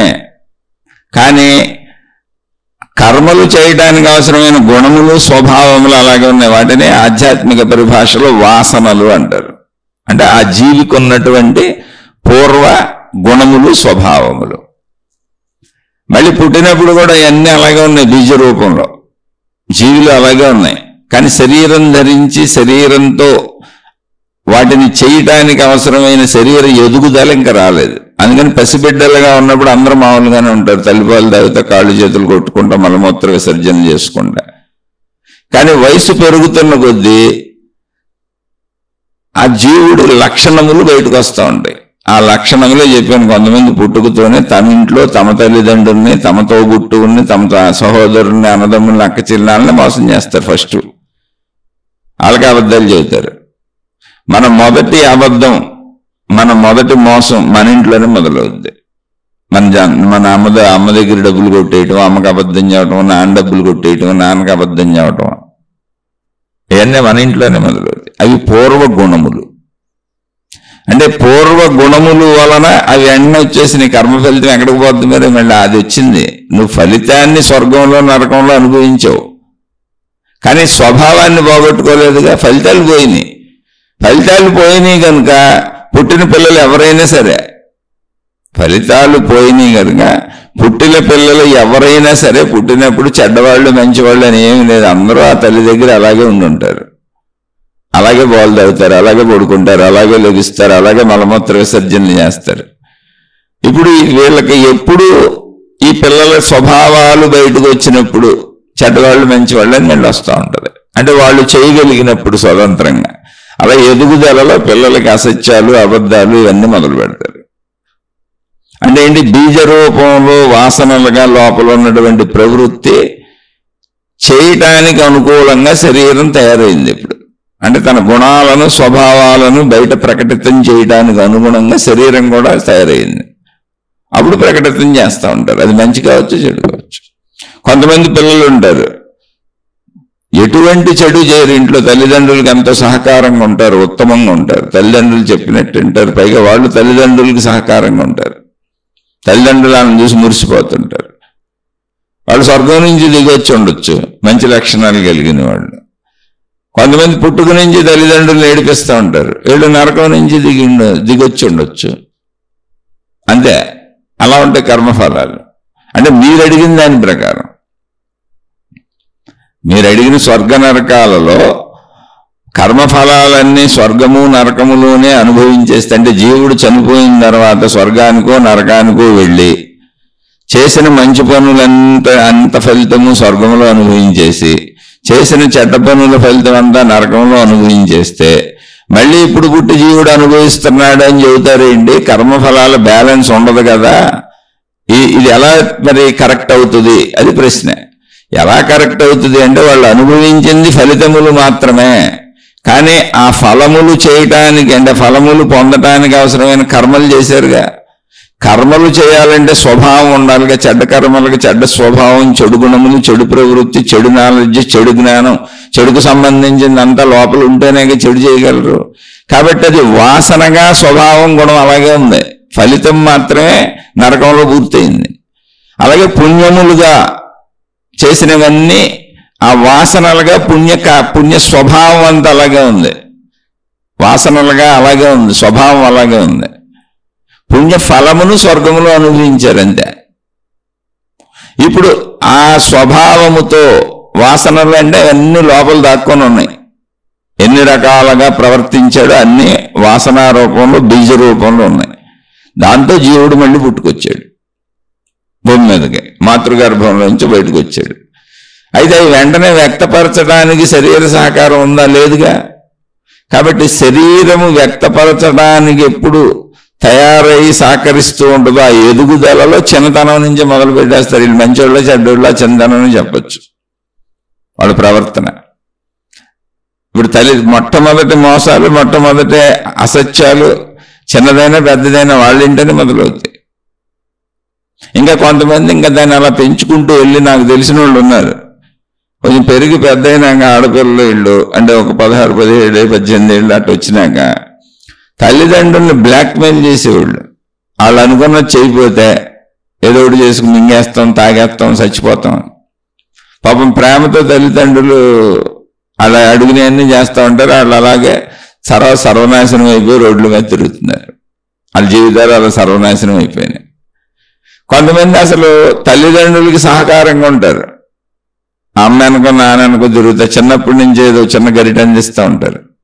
అమ్మ చేసుకునే పనులుగా సాయంగా ఆ గరిట అందించడం, ఈ బల్ల అందించడం, ఏదో కూర్చోడు జరపడం, లేకపోతే అమ్మ కూర్చో అని చెప్పడం, వాళ్ళ స్థాయిలో ఏదైతే అది ఆ ప్రేమగా ఉండడం తల్లిదండ్రులతో. తండ్రి ఆఫీసు నుంచి వచ్చేయడం ఇంక పరిగెత్తుకుంటూ వెళ్ళిపోయి నాన్న అని వెళ్ళిపోయి ఒళ్ళో పడిపోవడం, ఒక ముచ్చటగా ఉంటారు. అవన్నీ సత్ప్రవర్తనలు. స్వర్గం నుంచి దిగారు వాళ్ళు. అంటే స్వర్గ నరకాలు ఉన్నాయని మీరు అనుకుంటే ఉన్నాయని నేను అసలు రూఢీపరుస్తులా, లేవని నేను అంటలా. ఎవరి నమ్మకాలను ఎందుకు కాదంటాం? అడిగిన ప్రశ్న వరకు చెబుదాం. ఆయన నమ్మారు కాబట్టి అడిగారు. అడిగిన ప్రశ్న వరకు చెబుదాం. ఇప్పుడు స్వర్గం ఉన్నా నరకం ఉన్నా ఆశ్చర్యపోక్కర్లా. ఎందుకని? భూమి ఉందిగా, భూమి ఒకటి ఉందిగా, ఇక్కడ అన్నీ ఉన్నాయిగా, ప్రకృతి అవన్నీ. అలా ఇంకో చోట ఏమన్నా ఉందేమో. అలా లేకపోయినా దానికేం కంగారు పడక్కర్లా. ఎందుకని? మనకు తెలియంది ఉందో లేదో మనకి ఎందుకు గొడవ? మనం పుట్టిన కాడి నుంచే మనకు తెలుసు. చచ్చిపోయినాక ఏమవుద్దో ఎప్పటికీ ఎవరికి తెలియదు. ఆ పుట్టుక ముందు కథలో బోల్డ్ రాశారు, చచ్చిపోయినాక జరిగే కథలో బోల్డ్ రాశారు. వాటికి నిరూపణ లేదు. ఎవరికి దోచిన కథలు వాళ్ళు రాసేసుకున్నారు. పోనీ అందరూ ఒకే రకం కథ రాస్తే అన్న నమ్మచ్చు, చచ్చినాక ఇలా అవుద్దని. లేదు, ఏ మతం వాళ్ళు ఆ మతం వాళ్ళు విడివిడిగా రాసేసుకున్నారు. అలాగే పుట్టక ముందు కథలన్నీ పోనీ అందరూ ఒకేలా చేస్తే నమ్మచ్చు. ప్రపంచవ్యాప్తంగా మానవ జాతిలో చెప్పబడింది అంతా ఒకటైతే నమ్మచ్చు. కాదు, అది కూడా విడివిడిగా ఎవరికి దోచినట్టు వాళ్ళు చెప్పేశారు. ఎవరి మతాల వాళ్ళు అలా చెప్పారు. మరి అనేక విభిన్నతలు ఉన్నప్పుడు ఇందులో సత్యం ఏంటి అసత్యం ఏంటి అనేది కదా జ్ఞానం. ఇందులో మూర్ఖత్వం ఏంటి అంటే నా మతం చెప్పింది నేను నమ్ముతాను అనేది మూర్ఖత్వం, మూఢత్వం. అది మూఢం. అంటే మూఢం అంటే ఏంటో తెలుసా? జ్ఞానాన్ని వాడట్లేదు, నేను నమ్ముతాను. నా మతం చెప్పింది నేను అంగీకరిస్తాను, నమ్ముతాను. నువ్వు అంగీకరించినా నువ్వు నమ్మినా అక్కడ ఐసచ్చేది ఏమి లేదు. నీకు తెలియంది నమ్మినా ఒకటే, నమ్మపోయినా ఒకటే. నీకు తెలియంది నువ్వు అంగీకరించిన ఒకటే, అంగీకరించపోయినా ఒకటే. ఏదైనా ఉపయోగం తెలిసిన దాంతో ఉంటుంది, తెలియని దాంతో ఉంటుంది. ఎలా ఉంటుంది? అక్కడ పెన్ను ఉందని నమ్మావు, లేని పెన్నుతో ఎలా రాస్తావు? అక్కడ ఆహారం ఉందని నమ్మావు, లేని ఆహారాన్ని ఎలా తింటావు? ఎలా కడుపు నిండుద్ది? ఊరినే నమ్మానని చెప్పి పనికిరాని సొల్లు కబుర్లు. అందుకే దాన్ని మూఢత్వము, మూర్ఖత్వం అన్నారు. ఎందుకంటే దానివల్ల ఉపయోగం లేకపోగా అది నష్టపరుస్తుంది. ఎందుకని? లేని ఆహారం నీ కడుపు నింపలేదు, అందువల్ల ఆకలికి అలంటిస్తావు.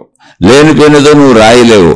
అలాగే లేని మూర్ఖతని నమ్మిన దాంతో నీ జీవితాన్ని బాగుపరుచుకోలేవు. అందుకని మత మార్గాలలో, దైవ మార్గాలలో భక్తి పేరుతో అసంఖ్యాకంగా సాగేటువంటి వాళ్ళు ప్రపంచం మొత్తం ఏదో ఒక మతంలో ఉంటుంది, ఏదో ఒక దేవుడితో ఉంటుంది, ఏదో ఒక మత పెద్దతో ఉంటుంది, ఏదో ఒక గురువుతో ఉంటుంది, ఏదో ఒక మాతాజీతో ఉంటుంది. అందరి ఇళ్లలో ఏదో ఒక దేవుడు ఉంటాడు. మీరు ఒక 5% పోనీ నాస్తికులను తీసేసిన మతంలో ఏదో ఒక దేవుడు లేని ఇల్లు ఉండదు ప్రపంచవ్యాప్తంగా. మరి ఎందుకు మనుషులు మారలేదు? దొంగలు కూడా చక్కగా దేవుడికి దండం పెట్టి వెళ్తారు, వ్యభిచారులు కూడా దేవుడికి దండం పెట్టి వెళ్తారు, మాదక ద్రవ్యాలు అమ్ముకునే వాళ్ళు కూడా దేవుడికి దండం పెట్టి వెళ్తారు, ప్యాకెట్లో జోదాలు ఆడేవాళ్ళు కూడా దేవుడికి దండం పెట్టి వెళ్తారు. వాళ్ళ కూడా దేవుడు ఉంటాడు. సమస్త దుష్కార్యములు చేసే అందరూ దైవాన్ని పూజిస్తారు. మా దుష్కార్యములన్నీ సఫలీకృతం అవ్వాలని వాళ్ళు పూజిస్తారు. ఎందుకు మారటం లేదు మనిషి అంటే నువ్వు లేని దానిని నమ్ముతున్నావు. ఆల్రెడీ నీలో ఉన్న జ్ఞానాన్ని నువ్వు పట్టుకోవట్లేదు. నీ బుద్ధి నీకు చెబుతుంది తప్పు రైట్ అని, జస్ట్ దాన్ని పట్టుకోచాలు. అలానే నిజంగా మహాత్ములు అబద్ధాలు చెప్పారా చెప్పలేదా అంటే నిజం కూడా చెప్పారు. ప్రతి మనిషిలో ఉన్నటువంటి బుద్ధి అంశ భగవత్ స్వరూపమే, దైవస్వరూపమే అని అనంత ఆత్మశక్తి ఎరుకను పొందినటువంటి మహాత్ములు చెప్పారు. ప్రతి మనిషిలో ఉన్న బుద్ధ్యంశ నేను ఆత్మస్వరూపుడను అని మహాత్ములు చెప్పారు. ఆ బుద్ధ్యంశ దైవత్వమే అని చెప్పారు. మరి నీలో ఉన్న బుద్ధి అనే దేవుణ్ణి నువ్వు చూడరాదు. అలా చూసిన ఆయన బుద్ధుడని పిలువబడ్డాడు. గౌతమ బుద్ధుడు ఆయనే. తనలో ఉన్న బుద్ధినే దైవత్వంగా చూశాడు. అందుకని ఆయన బయట దేవుడి గురించి అసలు మాట్లాడలేదు. ఇప్పుడు మాట్లాడలేదు కదా అని ఆయన నాస్తికుడు అంటున్నారు. ఆయన అసలు నాస్తికుడు కాదు, ఆయన నాస్తికవాదము శూన్యవాదం అన్నారు. కాదురా నాయన, ఆయన నిజాన్ని చూశాడు. ఆయన అద్దంలో బొమ్మని నిజం అనుకోవట్లేదు, అది ప్రతిబింబం అని చెప్పాడు. అద్దంలో ప్రతిబింబం అది అంతే అని చెప్పాడు. అద్దంలో ప్రతిబింబంతో మీకు ఉపయోగం లేదు. అద్దంలో ప్రతిబింబం ఎలా పడిందో చూసి, అద్దంలో ప్రతిబింబం ఉందంటే ఖచ్చితంగా అద్దంగా ఎదురుకుండా అసలైన రూపం ఉంది, అసలైన రూపాన్ని పట్టుకోండి అన్నాడు ఆయన. అలా ఎంతోమంది మహాత్ములు ఉన్నారు. అలా నేను బుద్ధుడి సపోర్టర్ని కాదు, విషయానికి చెబుతున్నా. మూర్ఖత్వానికి జ్ఞానానికి ఉన్న వ్యత్యాసాన్ని చెప్తున్నా. అలాగే బయట దేవుడు, బయట దేవత, బయట మతము, బయట విధానం అనేది మనిషి సృష్టించుకున్నటువంటి, మంచికి వైపు వెళ్ళటానికి మనిషి సృష్టించుకున్నటువంటిది. అది మనుషులు సృష్టించారు, మన ముందు తరాల వాళ్ళు. అది అద్దంలో ప్రతిబింబం. బయట దేవుళ్ళు, దేవతలు, మతాలు, ప్రార్థనాలయాలన్నీ అద్దములో ప్రతిబింబాలు. అంటే సృష్టి అనే అద్దములో ప్రతిబింబాలు. కానీ అక్కడ సృష్టించింది ఎవరు? ఆ ప్రతిబింబాలను అక్కడ సృష్టించింది ఎవరు? మనిషే. మనిషి సృష్టించాడు. అంటే ఆ ప్రతిబింబాలను నువ్వు ఆధారంగా చేసుకుని, అద్దంలో ప్రతిబింబానికి ఆధారం చేసుకొని ఎప్పుడు సత్యాన్ని కనుక్కోవాలంటే ఏం చేయాలి? అద్దానికి ఎదురుగా ఎవరున్నారో చూడాలి, వాళ్ళది ఆ ప్రతిబింబం. అలాగే బయట దేవుడు, దేవతని గుర్తిస్తున్నది ఎవరు? బయట మతాన్ని గుర్తిస్తున్నది ఎవరు? బయట దేవుణ్ణి, దేవతని, విధానాలని, ఆచారాలని, సాంప్రదాయాలని, జ్ఞాన గ్రంథాలని గుర్తిస్తున్నది ఎవరో? నువ్వే, నేనే, మనమే. కాబట్టి ఆ ప్రతిబింబాలకి ఆధారమైనటువంటి అద్దం ముందు నిలబడిన వాళ్ళం మనమే. మన ప్రతిరూపమే అక్కడ కనబడుతుంది. కాబట్టి మనలో ఉన్న దైవత్వం ఏంటో, దేవత ఎవరు, దేవుడు ఎవరు? స్త్రీలైతే దేవతను ఎత్తుక్కోండి, స్త్రీలింగం కనుక. పురుషులైతే దేవుణ్ణి ఎత్తుక్కోండి. ఆ జ్ఞాన గ్రంథం మీలో ఉంది ఏంటో చూసుకోండి, మీరే జ్ఞాన గ్రంథం చదువుకోండి. అది మనలో బుద్ధి చెబుతుంది ఇది తప్పు రైట్ అని. మనలో ఉన్న శక్తిని పట్టుకోవడం, అదే ఆత్మజ్ఞాన చదువు, ఆధ్యాత్మిక చదువు. ఇక్కడ ప్రశ్న వరకు ఇప్పుడు చేసినటువంటి కర్మఫలముల ఫలితములను, పాపపుణ్యములను స్వర్గములో నరకములో అనుభవించేసి మళ్ళీ జన్మ తీసుకుంటే, ఈ జన్మలో మళ్ళీ కర్మలు అనుభవిస్తున్నారు, ఈ పాత కర్మలు అని చెబుతున్నారు. లాజికల్గా ఎలా కుదురుతుంది? కర్మఫలం అక్కడ అయిపోయింది కదా అంటే, అక్కడ కర్మఫలం అయింది, కానీ కర్మకు సంబంధించిన గుణములు, స్వభావములు, వాసనల రూపంలో అలాగే ఉన్నాయి. కాబట్టి చెడ్డవాడు చెడ్డవాడుగానే పుట్టాడు, మంచివాడు మంచిగానే పుట్టాడు. నరకం నుంచి దిగి వచ్చిన వాడు చెడ్డ పనులే చేస్తాడు.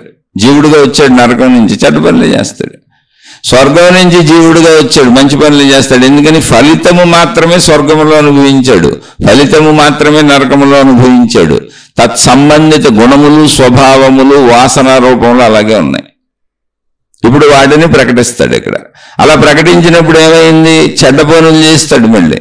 కాబట్టి చెడ్డ పనుల ఫలితములను మళ్ళీ ఇక్కడ అనుభవిస్తూ ఉంటాడు. చెడ్డ పనులు చేసినప్పుడు చెడ్డ ఫలితం వస్తుంది.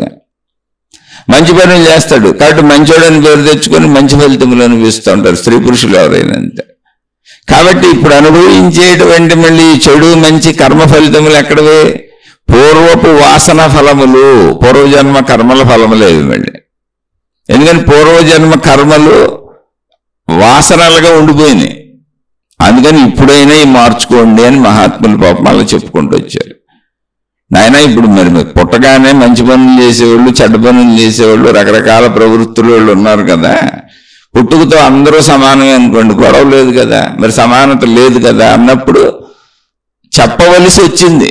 ఈ అసమానతలు ఎందుకు ఉన్నవి అనేది ఊహాత్మకంగా ఒక వాస్తవికతని జ్ఞానపరంగా చెప్పిన విషయం. అది నిరూపించడం కుదరదు. పూర్వం ఈయన ఎక్కడున్నాడు, ఏ జన్మలో ఉన్నాడు, ఏ నరకానికి వెళ్ళాడు, ఆ నరకంలో ఎంతకాలం ఉన్నాడు, ఎంతకాలం తర్వాత వచ్చాడు, ఆ నిరూపణ కుదరదు. కానీ అది నీకు అర్థం అవడానికి కథలు రాశారు.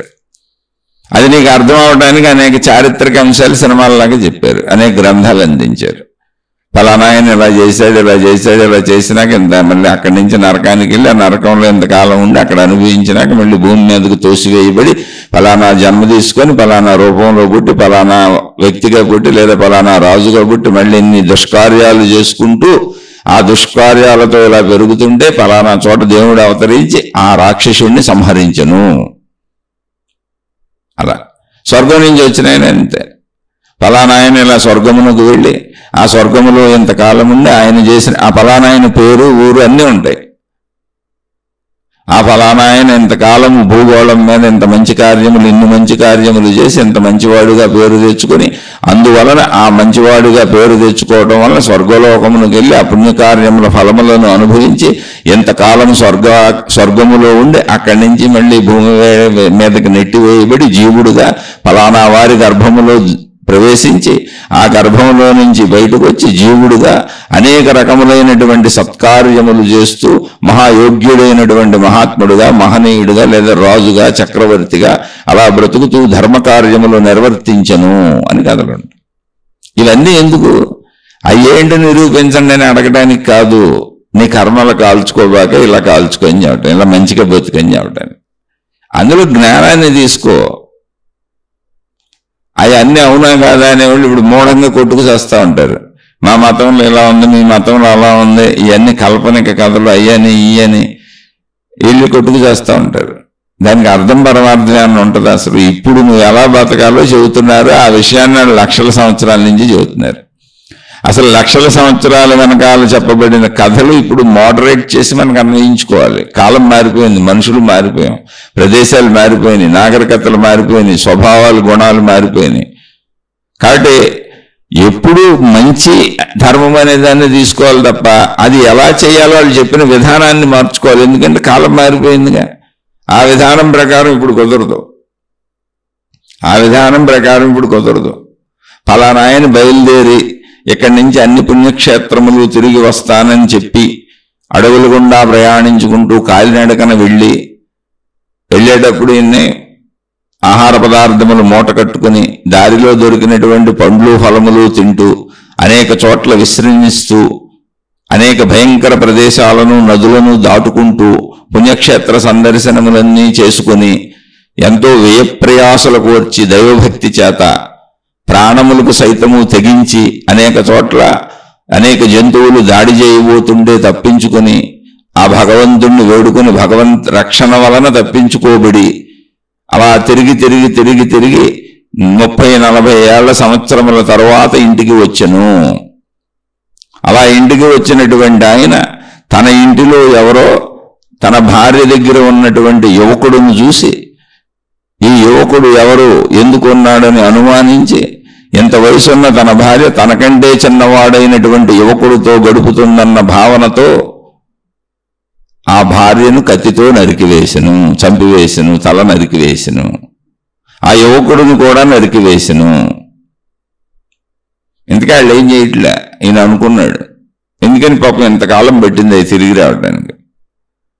నరికివేసిన తర్వాత చుట్టుపక్కల ప్రజలందరూ వచ్చి నువ్వెవరని విచారించగా అప్పుడు నేను పుణ్యయాత్రలకు బయలుదేరి వెళ్ళినటువంటి ఫలానా వాడిని, నేను వెళ్ళేటప్పుడు నా భార్యకు పిల్లలు లేరు, మరి ఇప్పుడు యువకుడితో నా భార్యకు నేను రాననుకొని గడుపుతున్నది, ఇది అన్యాయం కదా, ఇద్దరిని చంపివేసి తిని అని చెప్పగా ఆ చుట్టుపక్కల వారు అయ్యో హతవిధి, ఎంత పని చేసినావు నాయన, నువ్వు వెళ్లే సమయమునకు నీ భార్య గర్భవతి అన్నది, ఆ విషయం నీకు తెలియదు, నువ్వు వెళ్ళిపోయినాక ఆమెకు తెలిసినది, ఆ తర్వాత పుట్టిన పిల్లవాడు అతను నీ కుమారుడే, నువ్వు నీ కుమారుణ్ణి నీ భార్యనే చంపివేశావా, అయ్యో ఇదేమిటి నాయన ఇటువంటి పని చేశావా అని వారు చెప్పగా అయ్యో నా భార్య ఎంత మంచిది, నా బిడ్డ ఎంత మంచివాడు, స్వయంగా నా బిడ్డనే నేను అనుమానించి నా భార్యను అనుమానించి నా బిడ్డను నా భార్యనే చంపుకున్నానా, నేను ఎంత దురదృష్టవంతుడిని అనుకుంటూ వారిని చంపిన ఆ కత్తితోనే తనను కూడా తన తల నరుక్కొని చంపివేసుకొనిను. ఇలా కథ ముగిసెను. ఇది ఎప్పుడో 1,00,000 సంవత్సరాలు వెనకాల, పోయిన 10,000 సంవత్సరాలు వెనకాల. ఎందుకని పుణ్యక్షేత్ర యాత్రలు చేయాలంటే అప్పుడు నడిచే వెళ్ళాలి, ఏమి లేవు. ఇంకా అప్పటికి చక్రం కూడా కనుక్కోవాలి, బళ్ళు కూడా తయారవ్వాలి. కానీ ఎక్కడ పుణ్యక్షేత్రాలు ఉన్నాయని ఇప్పుడులాగానే ప్రచారాలు అయితే ఉన్నాయి. ఎప్పుడు దేవుడు ఉన్నాడు, ఎప్పుడు భక్తి ఉంది, ఎప్పుడు ఈ కల్పనలు ఉన్నాయి, ఎప్పుడు పుణ్యక్షేత్రాలు ఉన్నాయి, విధానాలు ఉన్నాయి, పద్ధతులు ఉన్నాయి. కానీ మీరు అప్పుడు వెళ్ళాలంటే ఏం చేయాలి? అంతకాలం పడుతుంది. అరణ్యాల్లో, కొండల్లో, గుట్టల్లో నడుచుకుంటూ వెళ్ళాలి. మార్గాలు కూడా తెలియవు, తప్పిపోతుంటారు, మళ్ళీ ఎవరిని అడగాలి. అక్కడక్కడ తెలుసుకుంటూ వెళ్ళాలి. అలా వెళ్ళి రావడానికి 30 ఏళ్ళు పెట్టింది. ఎందుకంటే మొత్తం తిరిగాడు పుణ్యక్షేత్రాలని. అసలు వెళ్తే వస్తాడో రాడో, చచ్చిపోతాడేమో అనేది కూడా ఉంది. ఇప్పుడు పుణ్యక్షేత్ర యాత్రలు చేయాలనుకున్నాం అనుకోండి, అసలు మామూలుగా విమానం ఎక్కామనుకోండి, గరగర తిరిగేసి మన దగ్గర డబ్బులు ఉండవు, సొంత హెలికాప్టర్ పెట్టుకున్నాం అనుకోండి, గరగర తిరిగేసి 2 రోజులు ఇంటికి వచ్చేయచ్చు, 4 రోజులు ఇంటికి వచ్చేయచ్చు. మనం ట్రైన్ బస్సులో ఇలా ఎక్కామనుకోండి, అప్పుడైనా 10 రోజులు ఇంటికి వచ్చేయచ్చు, 4 రోజులు ఇంటికి వచ్చేయచ్చు. మొత్తం మన దేశం అంతా తిరిగేది. ఇతర దేశాల్లో కూడా తిరిగి చూసి వద్దాం అనుకున్నాం, కొన్ని సంవత్సరానికి ఇంటికి వచ్చేయచ్చు. అలానే మనం ఎంత దూరం వెళ్ళినా కొన్ని సంవత్సరం కాదు 10 సంవత్సరాలు అలా తిరుగుతా సరదాగా స్లోగా వెళ్దాం, లేని ఒక మోటార్ సైకిల్ వేసుకొని నిదానంగా వెళ్ళాం అనుకుందాం. కమ్యూనికేషన్ ఉంది, ఫోన్ ఉంది, మన ఇంట్లో వాళ్ళతో మాట్లాడుకుంటూ ఉండొచ్చు, వీడియో కాల్స్ చేసుకోవచ్చు. ఏమంటే భార్య చెప్పుద్ది మనకి, ఇప్పుడు ఏమంటే మీరు వెళ్ళినాక నేను గర్భవతిని అయ్యాను, నాకు గర్భవతి అని తెలీదు, ఇప్పుడు నేను గర్భవతిని అయ్యాను, మీకు కొడుకు పుట్టబోతున్నాడు, కూతురు పుట్టబోతుందని ఇద్దరు రోజు వీడియో కాల్స్లో ముసిముసి నవ్వులు నవ్వుకుంటా, పోలిని చూసావా నేను పుణ్యక్షేత్ర యాత్రని మొదలు పెట్టేటప్పటికి శుభవార్త వచ్చేసింది, ఇంకా నేను బాగా పవిత్రంగా తిరిగి వస్తాను, అన్ని పుణ్యక్షేత్రాలు, మంచి పిల్లోడు పుట్టాలి మనకి, ఇంకా మొక్కుకుంటానంటే ఆవిడ అవునవును ఇంకా మొక్కుకోండి, జాగ్రత్తగా అన్నీ చేసిరండి, మనకి మంచి బిడ్డ పుట్టాలి. రోజు వాట్సాప్ కాల్ చేసుకుంటారు, సాయంత్రం అయ్యేటప్పటికి ఏ హోటల్లోనూ పడుకుంటారు. చెట్లు పుట్టలతో పనే ఉంది, ఎక్కడ పెడితే అక్కడ హోటల్స్ ఉంటాయి. దారిలో అయితే అసలు అడగను కూడా అడగక్కర్లే, గూగుల్ మ్యాప్ పెట్టుకెళ్ళిపోవచ్చు, రోజు మాట్లాడుకోవచ్చు. కాబట్టి ఇప్పుడు నా ఇంటికాడ ఏం జరుగుతుంది, ఏమైపోయింది, కొంపలు మునిగిపోయింది అనేది ఏం లేదు అసలు అక్కడ. కాబట్టి అటువంటి ప్రమాదాలు ఇప్పుడు ఉండవు, అనుమానాలు పడక్కర్లా. కాల మార్పులు అలా అన్వయించి కూడా తెలుసుకోవాలి విషయాన్ని. మరి అప్పుడు అలా ఎలా చంపేసాడండి అన్నాం అనుకో, అప్పుడు ఆయనకి తెలీదు. ఇప్పుడైనా కూడా సపోజ్ ఇప్పుడైనా కూడా ఓ 40-45 ఏళ్ళ స్త్రీ ఉందనుకోండి, బాల్యంలోనే పెళ్లిళ్ళు చేసేసేవాళ్ళు. అప్పుడు 12-13 ఏళ్ళకి పిల్లలు పుట్టేసిన వాళ్ళు బోల్డ్ మంది ఉన్నారు. ఇప్పుడు అసలు ఎప్పుడో కాదు, ఇప్పుడు మా ఇళ్లలోనే ఉన్నారు. 13-14 ఏళ్ళకి పెళ్లిళ్ళు చేస్తే పిల్లలు పుట్టేసిన వాళ్ళు మా కుటుంబాల్లోనే ఉన్నారు. ఇప్పుడు 13-14 ఏళ్ళకి పిల్లలు పుట్టేశారనుకోండి, ఆ పిల్లోడికి 25 ఏళ్ళు వచ్చేటోడికి తల్లికి ఎన్ని ఏళ్ళు వస్తాయి? 25+14 వేసుకొని 40 ఏళ్ళు ఉంటుంది. ఆమె చూడటానికి యవనంలోనే కనపడుద్ది, వయసు ఎవరికి కనపడుతుంది? చక్కగా నీట్గా తయారయ్యారంటే ఆమె యవనంలోనే కనపడుతుంది. 25 ఏళ్ళ కుర్రోడు 25 ఏళ్ళు 30 ఏళ్ళు మనకేం తెలుసు, యవనంలోనే కనపడతారు. వీళ్ళిద్దరూ ఒకే చోట కలిసి జీవిస్తున్నారు అనుకోండి. ఇప్పుడంటే మనకి ఎవరి కొడుకు తెలుసు, కమ్యూనికేషన్ ఉంది, ప్రతిరోజు కనుక్కుంటాం, ప్రతిరోజు చూసుకుంటాం. అలా కాదు, మనం కూడా ఎప్పుడన్నా ఒక 6 నెలలు 1 సంవత్సరం ఎక్కడికి వెళ్ళి వచ్చేటప్పటికి మన ఇంట్లో మన భార్య ఒక 25-30 ఏళ్ళతో ఉంటుంది అనుకోండి, ఖచ్చితంగా వీడు చంపేస్తాడు. చంపకపోయిన కేసులు పెట్టి వదిలేసి వెళ్ళిపోతాడు. అలా బోళ్ళు జరుగుతున్నాయి బయట. ఎందుకని అలా ఉంచుకోరుగా పక్కెళ్ళని, అలా ఉండకూడదుగా. కాబట్టి ఇప్పుడు కమ్యూనికేషన్ వ్యవస్థ ఉంది కాబట్టి రియల్గా తెలుస్తుంది. అప్పుడు కమ్యూనికేషన్ వ్యవస్థ లేదు కాబట్టి రియల్ స్టోరీనే, మనిషిలో ఉండే మనస్తత్వాన్ని అలా చెప్పాడు. ఇప్పుడు దాన్ని పట్టుకొని అలా అలా చేస్తాడు, మూర్ఖుడా అయ్యా అంటే ఆవేశంకి మూర్ఖత్వానికి ఏముంటుంది తేడా? విఘ్నతకి. కమ్యూనికేషన్ వ్యవస్థ ఇప్పుడు తెలిసేలా చేసింది నాగరికత పెరిగి. అప్పుడు కమ్యూనికేషన్ వ్యవస్థ లేదు కనుక సత్యము తెలియకుండా పోయింది. ఆవేశంలో జరిగిన పొరపాటు అప్పుడు అది. ఇప్పుడు ఆవేశంతో జరగదు, ఆలోచనతోనే జరుగుద్ది. ఖచ్చితంగా 25-30 ఏళ్ళ నుండి పెట్టుకొని మనం వెళ్ళిపోయినాక ఇంట్లో ఒక 6 నెలల సంవత్సరం ఉంచుకుందనుకోండి, ఎవరైనా, మనమని కాదు మామూలుగా చెబుతున్నా కథకి అనుగుణంగా, లేదా ఒక పురుషుడే ఉంచుకున్నాడు అనుకోండి స్త్రీని తెచ్చుకొని, ఎందుకు ఉంచుకుంటారు ఇళ్లలో? వాళ్ళ పిల్లల్ని ఉంచుకోవాలి కానీ వేరే వాళ్ళని ఎందుకు ఉంచుకుంటారు? కాబట్టి ఖచ్చితంగా ఇప్పుడు అది తప్పని అనిపిస్తుంది, అప్పుడు అలాగే అనిపించింది. తేడా ఏమి లేదు కమ్యూనికేషన్ వ్యవస్థ. ఆ కాల పరిస్థితులు మీరు అర్థం చేసుకోగలిగితే ఆ కథని అపహాస్యం చేయరు. ఎందుకంటే ఎప్పుడు మనిషిలో ఉండే గుణమే అనుమానం. ఎందుకని అనుమానం అంటే మనుషులు తప్పులు చేస్తారు. ఇప్పుడు మగవాడు తప్పు చేస్తాడు కనుక ఇంకో స్త్రీ పట్ల ఆకర్షితుడవుతాడు కనుక ఆ భావన ఉంటుంది. స్త్రీ తప్పు చేస్తుంది కనుక ఇంకో స్త్రీ పట్ల ఇంకో పురుషుడి పట్ల ఆకర్షణ ఉంటుంది కనుక అది తన మనసులో తనకు తెలుసు కనుక భర్త మీద కూడా అనుమానంగా ఉంటుంది, ఇలాంటి ఆకర్షణ కానీ చేసేస్తారేమో అని. అలా చేయకుండా మనం రూల్స్ పెట్టుకున్నాం. ధర్మ వ్యవస్థ, ధార్మిక వ్యవస్థ అంటే అది. అలా మన జీవితాన్ని మనం జాగ్రత్తగా ముందుకు నడుపుకోవాలి. ప్రశ్న వరకు అయితే మీకు అర్థమైందని భావిస్తున్నా. మళ్ళీ ఇంకోసారి ప్రశ్న అడిగిన దానికి రిపీట్ చేస్తున్నా.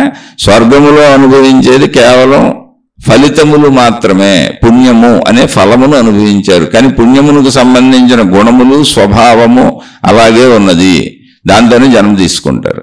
నరకములో అనుభవించేది పాపము అని ఫలితము మాత్రమే, కానీ ఆ పాపము చేయడానికి అవసరమైనటువంటి గుణములు, స్వభావములు అలాగే ఉన్నవి, దాంతోనే జన్మ తీసుకుంటారు.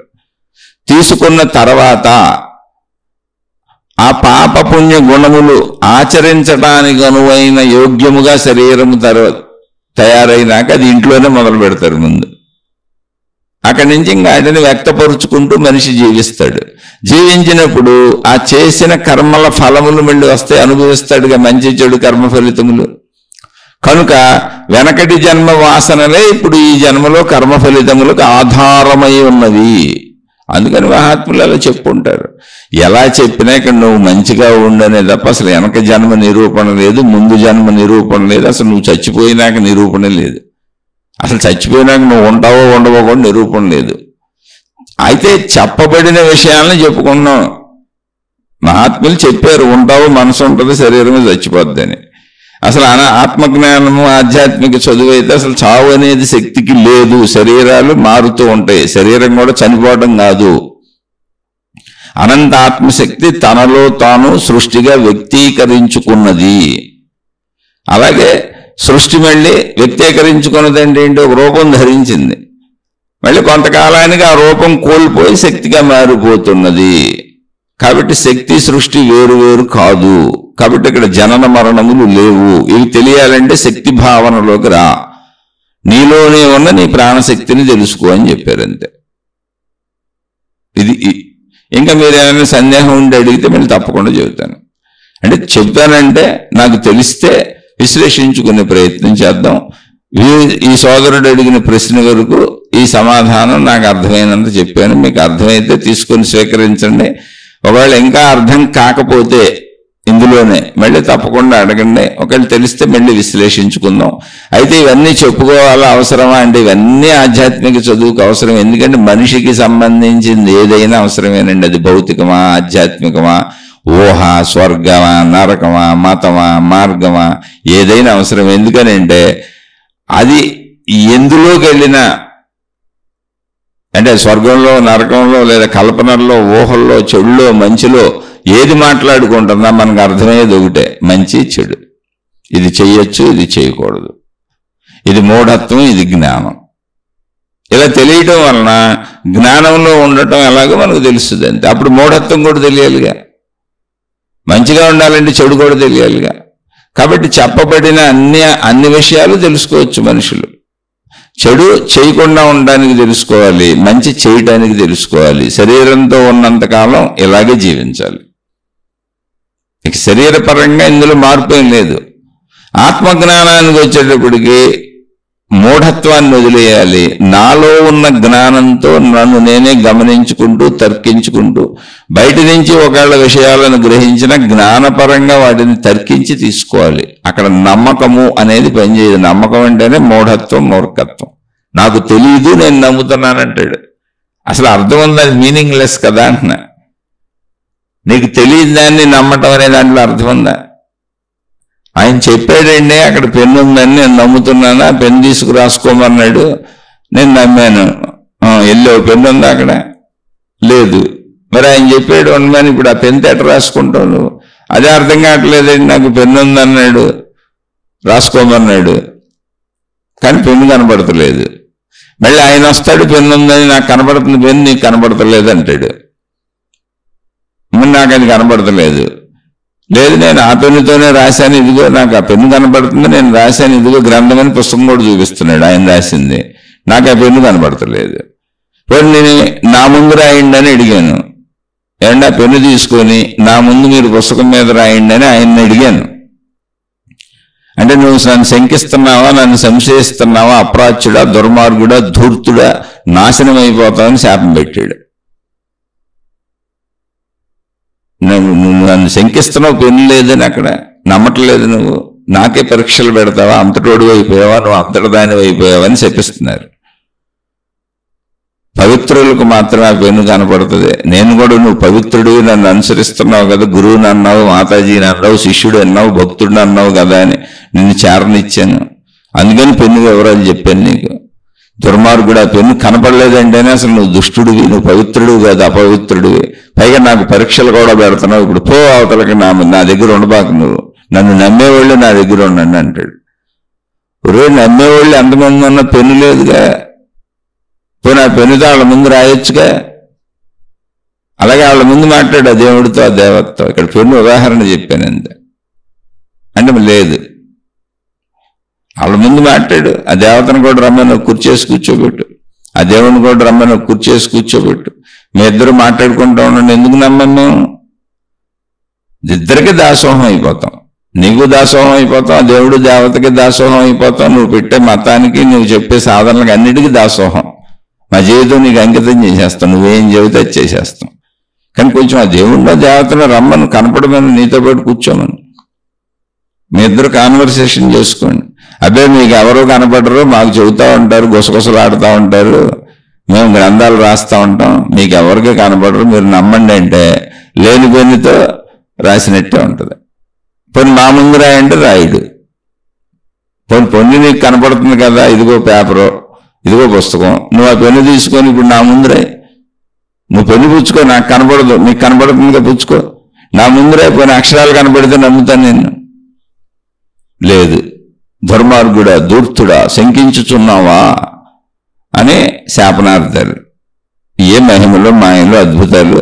మీరు జ్ఞానం కావాలా, మీకు మహిమలు, మాయలు, అద్భుతాలు కావాలా, మీకు స్వర్గ నరకాలు కావాలా, జ్ఞానం కావాలా, మంచిగా జీవించడం కావాలా, ఏం కావాలి మీరే నిర్ణయించుకోండి. శరీరం ఉన్నంత వరకు మంచిగా జీవించాలి. దీనికి అసలు జ్ఞానంతో కూడా పని లేదు. ఇంకా శరీరం ఉన్నంత వరకు మీరు మంచిగా మాత్రమే జీవించాలి. ఇది వేల లక్షల సంవత్సరాల నుంచి వస్తున్న ధర్మం అని కేక్ ఇది. దీనికి మతాలతో సంబంధం లేదు. ధర్మ కేక్ అంతే మొత్తంగా కలిపి. ఏంటంటే మంచిగా జీవించడం. దానికి ఇంకా అడగక్కర్లు అసలు ఎవరినే. మంచిగా జీవించండి అన్ని పరిస్థితుల్లో, సర్వకాల సర్వావస్థల యందు నువ్వు బ్రతికున్నంత వరకు మంచిగానే జీవించాలి. ఇంకా దీనికి బోధలతో పని లేదు, బోధలు ఇంక వెనక్కర్లేదు. అలా జీవిస్తూ ఆత్మజ్ఞానం అంటే నువ్వు శరీరం మాత్రమే కాదు, నువ్వు అనంత ఆత్మశక్తివి, విశ్వశక్తివి, సృష్టి శక్తివి, ప్రకృతి శక్తివి. సృష్టి అంతా ఉన్న శక్తి ఏది ఉందో అది నువ్వే, నువ్వు కూడా ఆ శక్తివే. నీ సంపూర్ణతనే తెలుసుకో. దానికి నువ్వు వాడవలసింది జ్ఞానాన్ని మాత్రమే, శరీరాన్ని కాదు. శరీరాన్ని వాడేది మంచికి. శరీరంతో ఉన్నంత కాలం నువ్వు మంచిగానే జీవించాలంటే శరీరాన్ని మంచిగానే వాడాలి, మనసును మంచిగానే వాడాలి. ఆత్మజ్ఞానానికి నువ్వు వాడవలసింది జ్ఞానాన్నే. అక్కడ శరీర మనస్సులతో పని లేదు. సింపుల్ అంతే. ఇది అర్థమైతే చక్కగా నువ్వు నీకు తెలిసిపోతావు, నీ సంపూర్ణత నీకు అర్థమవుద్ది. అలానే నీకు చక్కగా నాకు మాయలు ఇష్టం, మహిమలు ఇష్టం, మతాలు ఇష్టం, గురువులు ఇష్టం, దేవుళ్ళు ఇష్టం, కల్పనలు ఇష్టం, ఆ నమ్మకాలు ఇష్టం. అటు వెళ్తానంటే ఇల్లు అసలు ఎవరు వద్దన్నారు? ప్రపంచంలో ఎవరైనా కాదన్నారా? ఇప్పుడు పెళ్లి చేసుకున్నాక భార్యాభర్తలు విడిపోదాం అనుకున్నారు, ఎవరు వద్దన్నారు? కోర్టులు చక్కగా విడిపోండి అని విడాకులు లీగల్గా ఇస్తున్నాయి. అందులో ఉంది ఎవరిష్టం అండి. కలవాలంటే కలిసి ఉండండి, విడవాలంటే విడిచిపోండి, ఎలా కావాలంటే అలా జీవించండి, దాని ఫలితాలు అనుభవించండి. ఇంతే సృష్టి. చాలా సింపుల్గా ఉంటుంది సృష్టి. ఆ సింపుల్గా ఉన్న సృష్టిలో సింపుల్గా బతకడం నేర్చుకుందాం. సింపుల్గా బతకడం ఏంటి? మొత్తం ఒకటే మాట, మంచిగా బతకడం. ఆత్మజ్ఞానం ఏంటి? దాని పేరులోనే ఉంది ఆత్మజ్ఞానం. శరీరంతో పని లేదు, మనసుతో పని లేదు, మీలో జ్ఞానంతో జ్ఞానాన్ని తెలుసుకోండి, నీ సంపూర్ణతను తెలుసుకో. అది కేవలం జ్ఞానం ఉపయోగిస్తే సరిపోద్ది. అక్కడ శుభమస్తు. మీకు మీ కుటుంబ సభ్యులకు మేలు చేకూరుగాక. మరలా మరొక కొత్త శీర్షికతో కలుసుకుందాం. నేను చెప్పింది నచ్చని వాళ్ళు, అర్థం కాలేదనుకునేవాళ్ళు, ఏదో ఆయన ఇష్టం వచ్చినట్టు చెబుతున్నాడు అనుకునేవాళ్ళు ఎవరైనా ఉంటే దయించి అసలు ముందు మీరు ఇది వినకండి, ఇది మీ మార్గం కాదు. ఎందుకంటే ఎవరి మార్గాలు ఎవరికి నచ్చినవి వాళ్ళకుంటే వాళ్ళు అందులో వెళ్తూ ఉంటారు. అది మన గుణం, మన స్వభావం. ఇందాక చెప్పుకున్నట్టు మనం స్వర్గం నుంచి దిగొచ్చాము, నరకం నుంచి దిగొచ్చాము, లేదా శక్తి నుంచి దిగొచ్చాము. శక్తి నుంచి దిగొచ్చాము అనుకుంటే జ్ఞానం అర్థమవుద్ది. స్వర్గం నుంచి దిగొచ్చామంటే మంచిగా బతుకుతాం. నరకం నుంచి దిగొచ్చామంటే ఎలా పనులు చేస్తాం, జ్ఞానం కూడా అర్థం కాదు. ఇక ఏదో ఒకటి ఎక్కడొకటి నేను దిగొచ్చాం. ప్రశ్నపరంగా ఊరినే చెప్పాను, ఆలోచించి చూడండి. నచ్చని వాళ్ళు దయించి నన్ను క్షమించి వదిలేయండి, నేను అతి సామాన్యుడును. ఏదో నేను చదువుకున్న 4 పుస్తకాల్లోంచి చిలక పలుకుల్లాగా 4 పలుకులు పలికాను. వాచా వేదాంతమే తప్ప అనుభవ జ్ఞానం లేదు. శుభమస్తు.